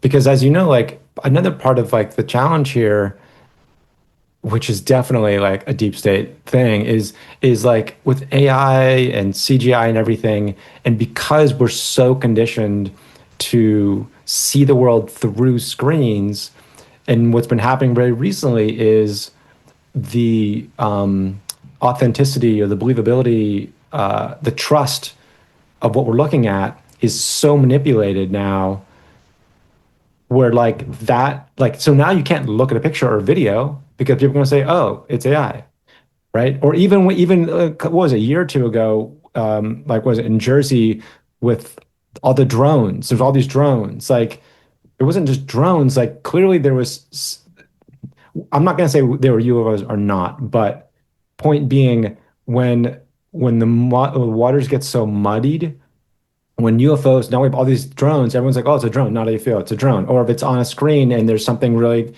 mind blowing, but oh, it's AI. So like that's part of the challenge we have to is to be able to impress upon people when like the sort of the disillusionment and the doubt is like so high now as well because like how do you trust anything you see? You have to have a pretty rigorous process to go through to get where the truth is. Because if you're just glancing at things briefly and everything can be AI, like you're not going to believe anything. You're not going to be convinced of anything. which might be kind of the point of it It too. is no, Also, definitely. That's why I'm saying yeah. it's a deep state thing. Oh, Absolutely. for Yeah. sure. Yeah, I Yeah. get it. Totally muddy the water so nobody knows what's real. Absolutely. That's deliberate. Even for the personal level too. I see like Mm. it can get down to that too. The drum point also is another one. I kind of muddy the waters of like, and to the fake footage. No, but everybody writes everything off thing of like, all right, that's a thing out there. Like, oh, there's drones that have been up there for 6 days. Like, okay, well, like folks in our groups or audiences probably are like, yeah, of course there is. And like outside of that, Well, how do they have that? Why nothing's up there refueling them, or they don't come down to Mm, charge? Like that's well, yeah, obviously not. Like that's part of the deal. Like they're just a test flight or something. Like mm. I don't know, but yeah, the the fact that it was scrubbed off the map so fast is it goes to the maybe the testing to see the attention span and or how long they hold out for. But Yeah. Getting our attention, getting, I mean, like it's pretty frustratingly ubiquitous in a city where people aren't like looking up as much as they used to, because the screens, like it's working really, really well. Their move to get our attention and to keep us distracted and not seeing amazing things and learning, like they're doing a great job with it. But, we have each other and we have our desire and our curiosity, and we built enough of a foundation for ourselves and we're helping each other. So it's like one step at a time. In our groups we have new people showing up now and then as well, and it keeps growing. So it's like both are true. On one hand, like I've said, like it is challenging and I do feel frustrated and I want to be more prolific and I want to like be making work that like really is like connecting and people are like, wow. Again, not the wow isn't like for my work. I mean, that feels great. But the wow is like getting that it's real and meaningful and puts helps them get on this path. Um, so it is challenging and at times very discouraging, but ultimately, like, the reality that we experience as individuals of our lives is built upon the state that we're in. So if we're choosing to be in a state of appreciation and wonder and awe and joy, then we're going to get more of that. And that can be hard because we have emotions and we have our ups and downs and our challenges in life. So it can be hard to maintain that. But music helps, and good conversation helps. And as much as, and more that we're aware of that it's our responsibility and not someone else's, then it really allows us, and this is something I'm focused on too, is like I want more joy in my life, so I know that's my job to be joyful. So like let's just focus on that, to make this whole thing work, the ship that we're on like fly. Let's just focus on where it's working, being aware of the problems, being aware of where there's malfunctions, and then just finding our way around them. I mean, we're humans, we're so freaking adaptable. So let's like just find our way through it, and come together and just like in our lifetimes, man. Let's just do this in our lifetimes, right? oh man, no, I'm here. Well, the Yeah. time crystals shift around it. That's a lot. I'm obsessed with time crystals, so that's the I'm that sounds like the best goal possible is sooner than later first, but definitely like I think the alliance factor of it is really crucial. Like having folks to help develop and really proliferate ideas with is crucial and both on the artistic and on the scientific Oh, side. So totally. I can Totally. make for sure. Yeah. 1,000%. The other part that seems like it for the energy wise, like it the more like authentic you are, it seems like the better the resonance is in terms of as well. Like I'm not Right. like neither one of us is trying to be Captain Plastic, make fakes a lot in any way that I could say or that I feel like anyway. But like it, if so, I don't think that conversation today or just in general, like we probably wouldn't vibe as well. Like if that was the Right. case, like Absolutely. 100%. Yeah. Yeah. Yeah. The fuel and the enthusiasm to talk about this stuff, first and foremost, comes from like the interest, but also like we're totally like in the same place in a good way, like we're excited, we have joy in our hearts, we want to support each other and everyone else, the community and people who aren't yet aware that they want to be part of the community.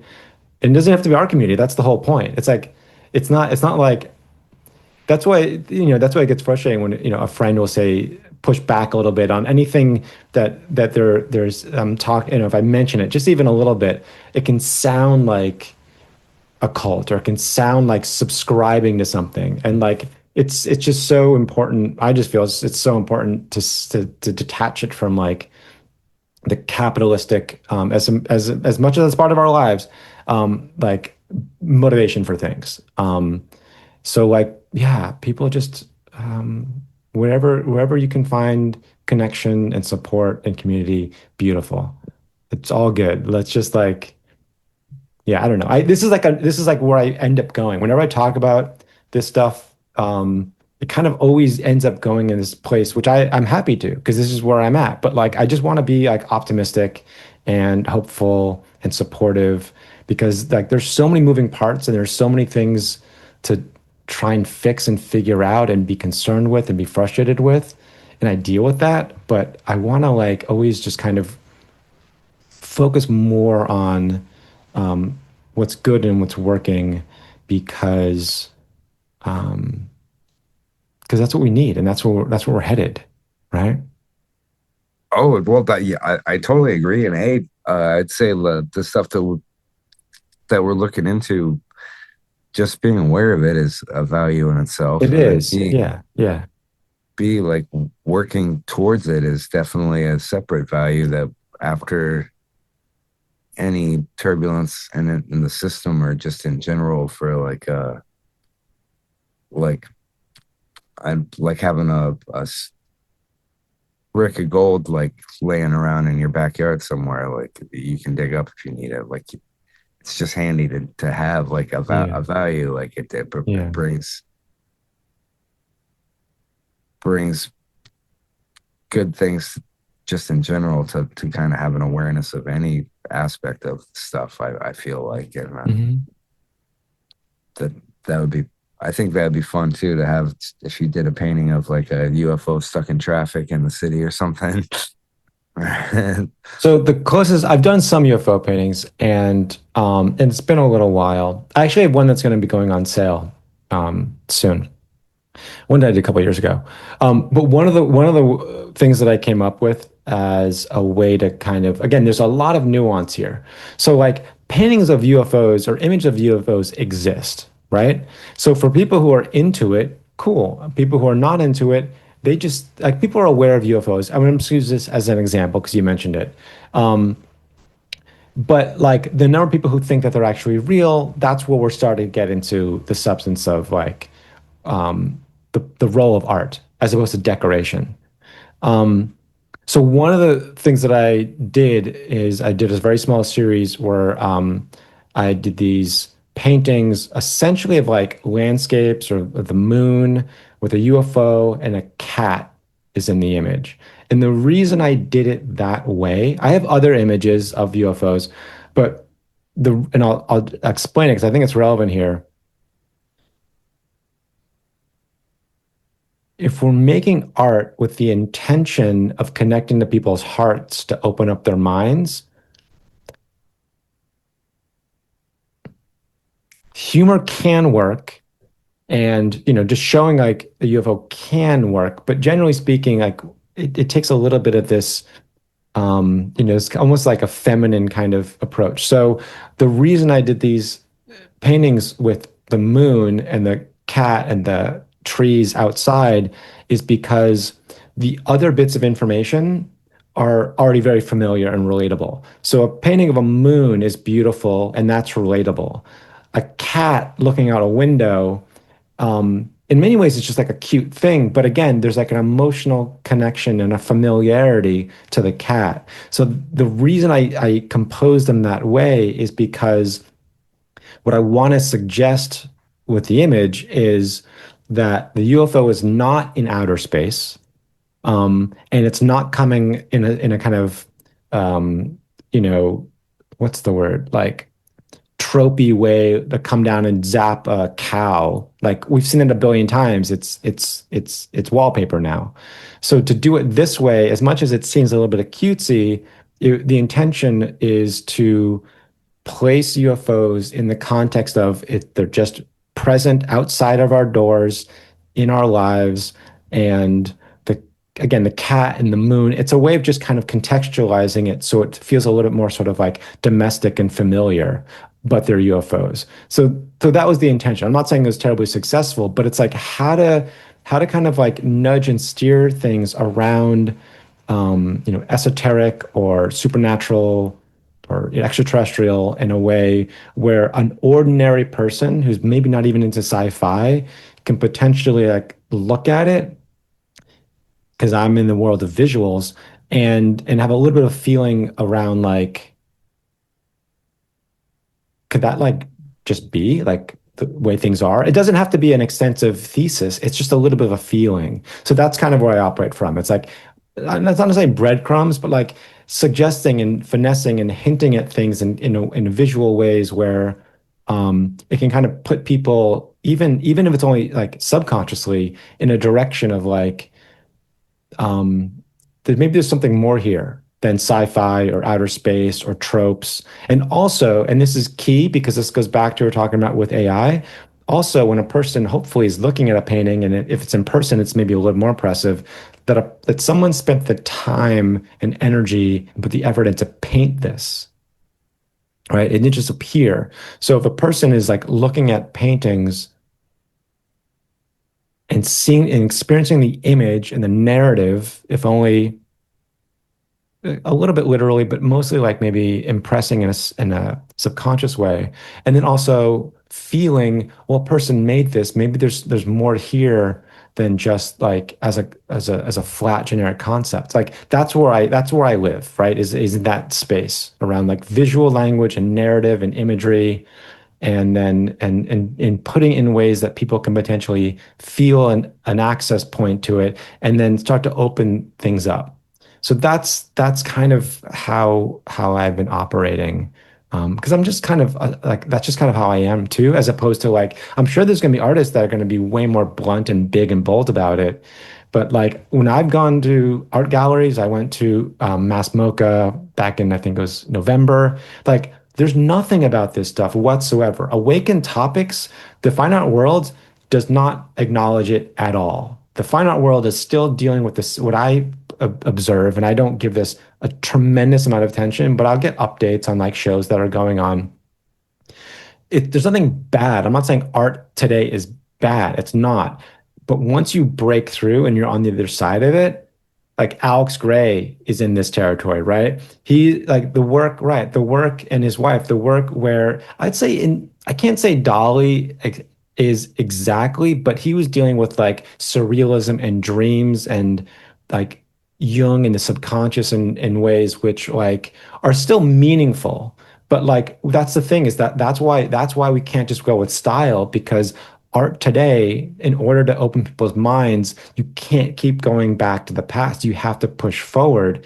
But the art world is not there yet. And so that's something I'm looking forward to. But there's ample, when I go to a show, I leave and I'm like, man, there's like so much space here to like push into this new frontier because it's really important and worthwhile. And I think it's more meaningful than like hitting the same stuff, even though a lot of what people are doing, dealing with racism is important, dealing with sexism is important, dealing with like, you know, the day-to-day stuff that we deal with, like that's all important. But like when you get past that, like that becomes just a given. Like, let's all be equal. Let's all love each other. That becomes a given. And then we're getting to the territory of like taking down the machine and living as like truly divine spiritual beings. Like let's get to that, and that's going to take a little bit more, yeah, artists to break through and stuff and cutting through the clutter. And it's challenging, but that's the mission.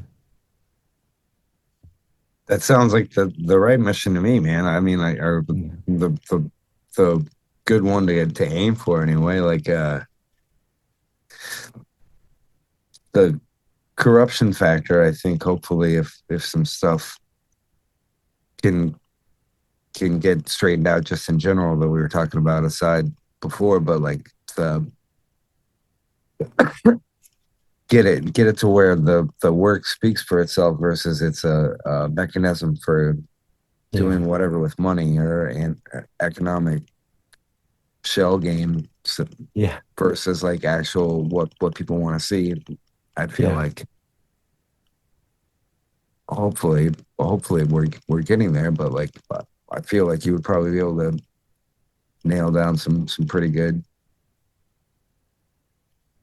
pieces about the transition anyway, or at least your our the ideas you said already.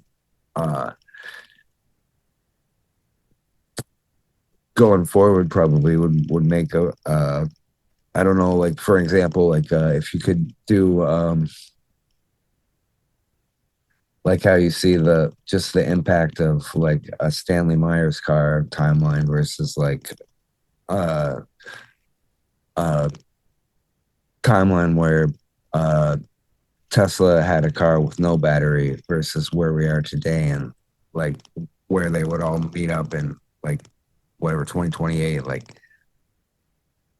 this would be this output, this versus where we're at, this versus today where whatever a bag of peanuts is $8 or like, yeah, whatever it is today. I don't know like what the prices are. I'm an economic expert, but the point is one of those is probably a bigger earth detriment than the other one, and I'd say maybe even the first option is way off in terms of like societal where we're at versus where we could be. Hopefully it's changing soon, and I feel like maybe the floodgates probably are going to be wide open I hope real so. real quick here. Oh, me too. I know. Every year, I feel like the past couple of years, every year it's like this is gonna be the year. We'll see. We'll see. I hope so. I'd like to think so. I'm so optimistic about it. I mean, another thing I'll say to your like what the example that you just gave, the thing about as similar as like science and art is, and I really identify scientists and artists as actually like real scientists and real artists as being very, very similar. Even though we can make so many distinctions about like STEM and one like they're being opposite camps, like the scientists and the artists are deeply, deeply invested in understanding things and helping to push the needle forward for others to understand things. And for scientists, it's like the nature of reality. But for artists, it is too. Artists, it's about like the meaning as well. We're doing the same thing.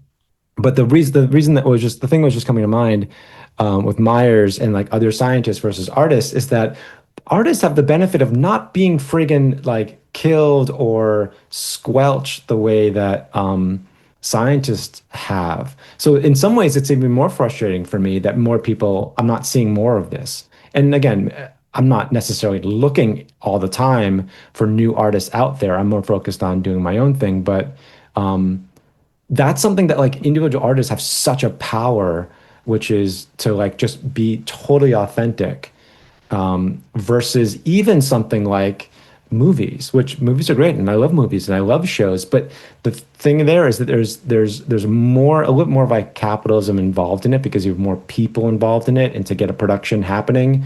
So there can kind of be a lot more control. And we know that the FBI has been involved or the CIA with movies for a very long time. And the government, what they'll allow. So like I do feel like that artists, other than artists as creatives and communicating information and helping people learn and grow and wake up. I feel like there's a lot of space here because there isn't the same amount of gatekeeping, other than like the fine art establishment, um, which I don't deal with it too much, but like, yeah, like when there's shows going up and there's invitations, which I'll see on a regular basis going on, the invitations to these shows, they still tend to be what I would consider pretty basic topics, pretty, normie type of things. And there's like a little bit nudging here and there about like AI. And so there's art that's like in some way in conversation with that, which is fine. But like, yeah, I don't know. I feel like artists like there's a big space here. There's a whole frontier to do work that speaks to it. And I'm sure it's going to be happening in the future. I just don't know when. And I don't know when that tipping point is going to happen. But it would be nice. because there's plenty to say. And, if there were others doing it, maybe I would feel a little bit more um, supported. I feel very much on my own. I don't mind that. I like being on my own, but like at the same time, having a community um, is helpful. And I feel that way. I feel I have the community, but it's not exactly in the art space. I don't feel like I need in the art space, but if that were to be happening, then maybe I would feel a bit more motivated to figure out a new painting. Um, but yeah, I don't know. That's a little rambly, but I guess my point being that, like, yeah, for scientists and people in industry, that kind of pushing the needle forward can have some serious impact. Whereas for art gets a little bit of um, a pass because, like, it's art. Oh, like yeah, yeah, for in terms of like the immediate like threat to your livelihood factor. Yeah, exactly. Yeah, Yeah. yeah, absolutely. The yeah, the reach factor again, not that it's about it, but also I feel like the reach factor, like,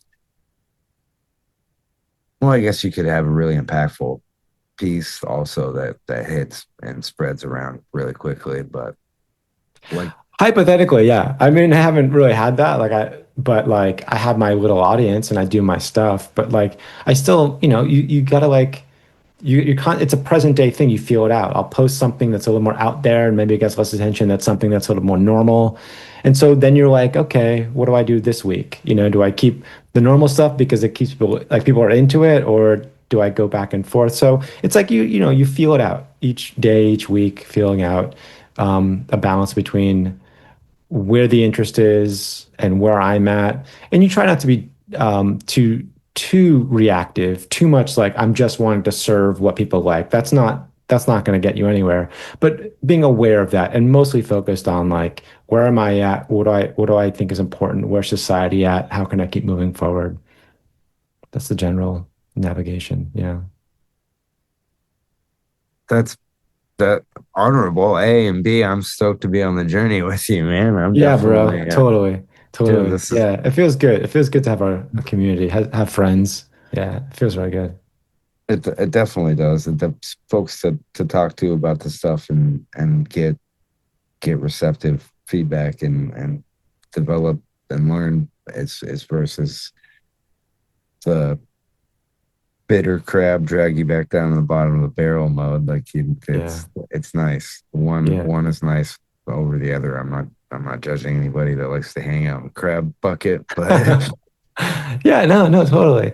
I mean, that's the thing. Like having this awareness is so beautiful because like you're also in many ways like just you can be very accepting of everybody where they're at. Because the spiritual journey is one where like everybody is exactly where they need to be, you know?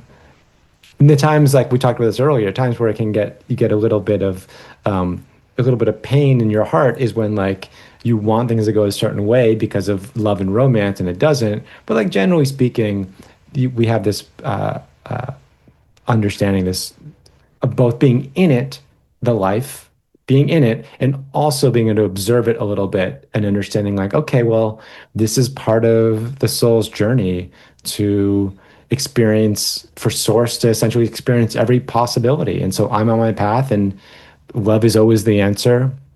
And when things are challenging, love is still the answer, but I got to kind of learn the hard way. And that's where we hit up with our patterns. Okay, I have to learn this lesson again and again because I'm not learning it with love. So, it's a very accepting place to be, I think. Frustrating and challenging, but ultimately beautifully accepting, I think, which is nice. well, to the easy hard point earlier, I think the not that I expect a payoff or any sort of bonus kick down of any sort, but I think the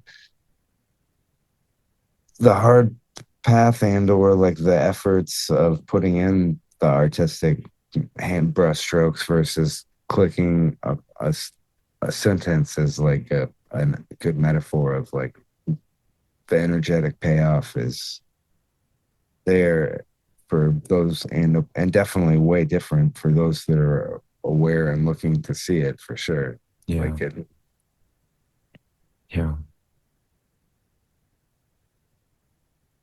I mean, I do believe that like even if people aren't seeing it and then getting it, like I said before, consciously, that like energy and imbuing things visually or with music or whatever form, like it still all has an effect. We're energetic beings, we're spiritual beings, so it still has an effect.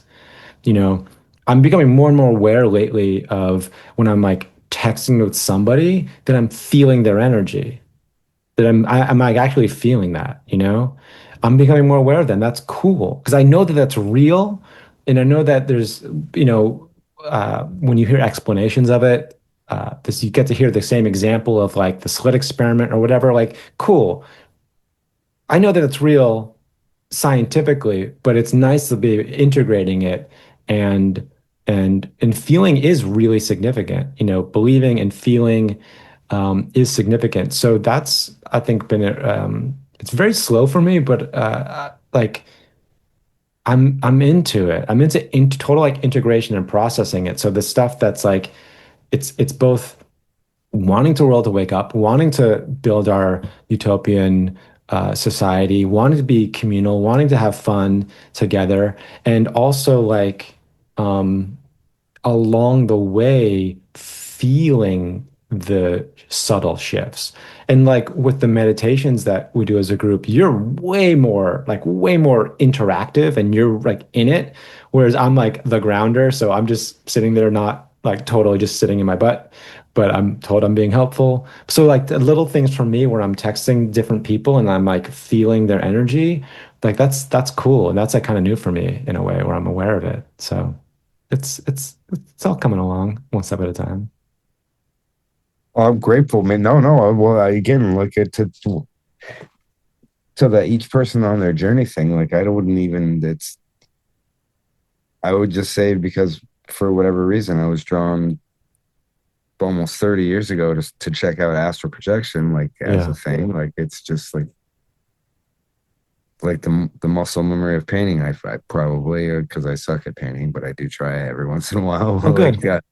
uh, uh, the muscle memory of playing guitar, I'll say, is like kind of the same thing for that now on a just a different thing of like if you use it enough, I feel like it builds it up and like that's I don't have that text thing all the time, but I've done that before too. Felt like somebody like, oh, they're like it's only a couple words, like, oh, they're hot right now. Like Nice. I can Yeah. tell like they're Yeah. spicy about Yeah. something. Like in like Yeah. Since this just sort of came up organically, and since we're talking to your audience, and because as much as I feel really good about my understanding of things, not in the same exact way that you have, right? Because we have our different areas of interest and expertise.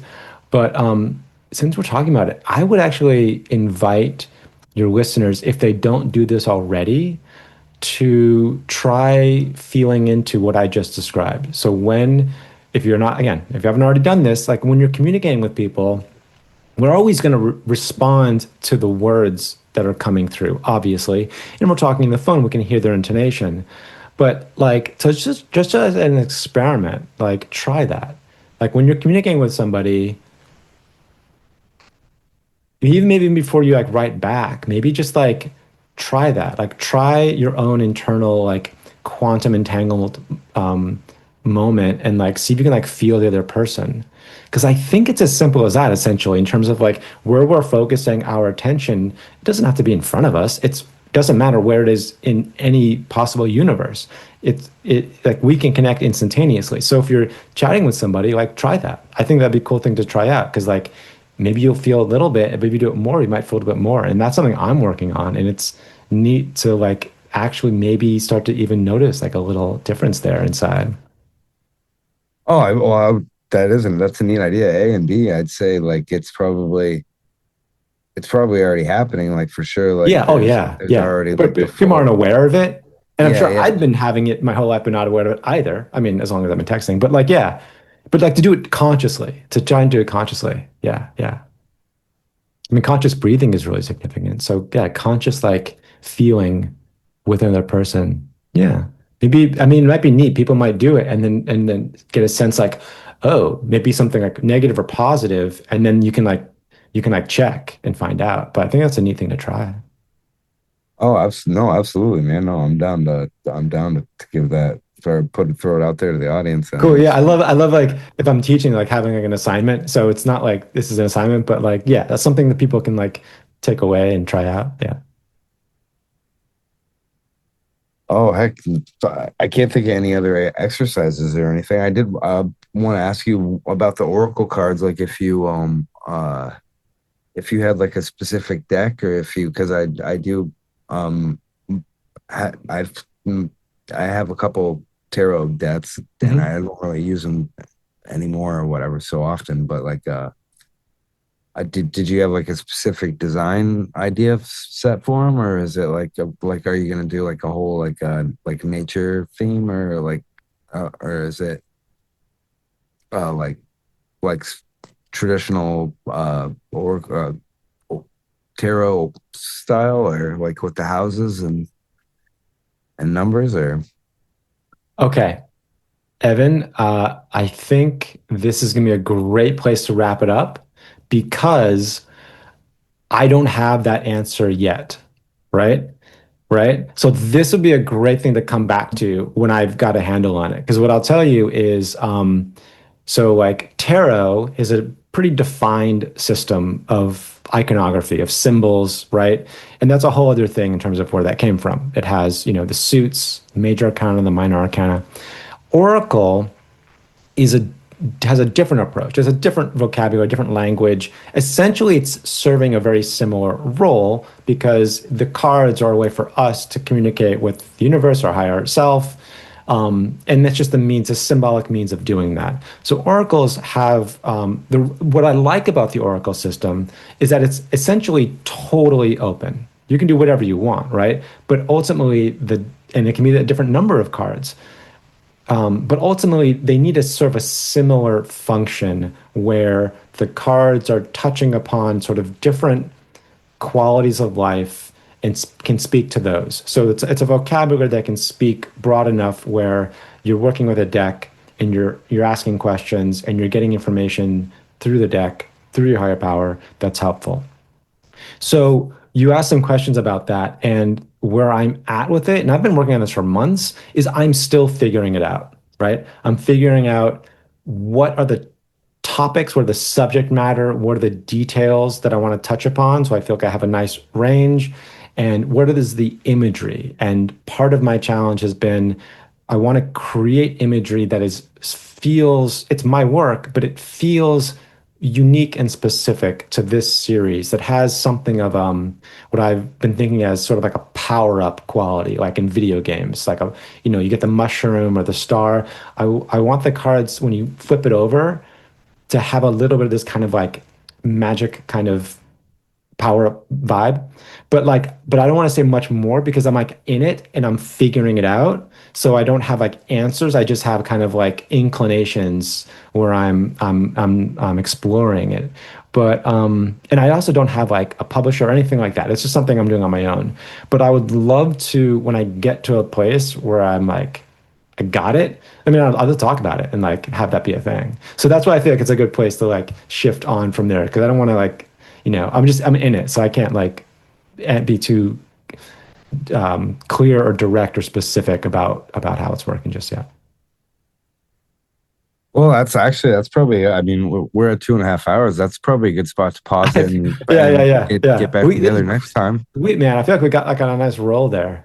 Oh, that's no, dude. No, I'm not complaining in the least. I could probably Yeah, talk for another 2 hours about it. totally, I'm totally. But absolutely. I want to go outside. I want to go in the sunshine, in the snow. Oh, me too. Yeah, Yeah, I'm gonna probably bring my dog out great, into the snow to lay great. around for. Was there anything else you wanted to mention or drop for? I'm gonna definitely put all your links in the description. But anything else Great. you care to? No, no. I mean, honestly, like I feel like we really covered a lot of things that I had stuff that I wanted to kind of address. And I feel like I have something to say when it comes to like art and where we're at in the world. So no, there's nothing lingering from you right now. Obviously, we could talk again and have all other territories of topics to address. And like my website, it basically like that's kind of my home base. It's just adamsdoyle.com, and you can go from there to look at like the work and social links and everything like that. So either that or the specific links I sent, whichever you think makes more sense.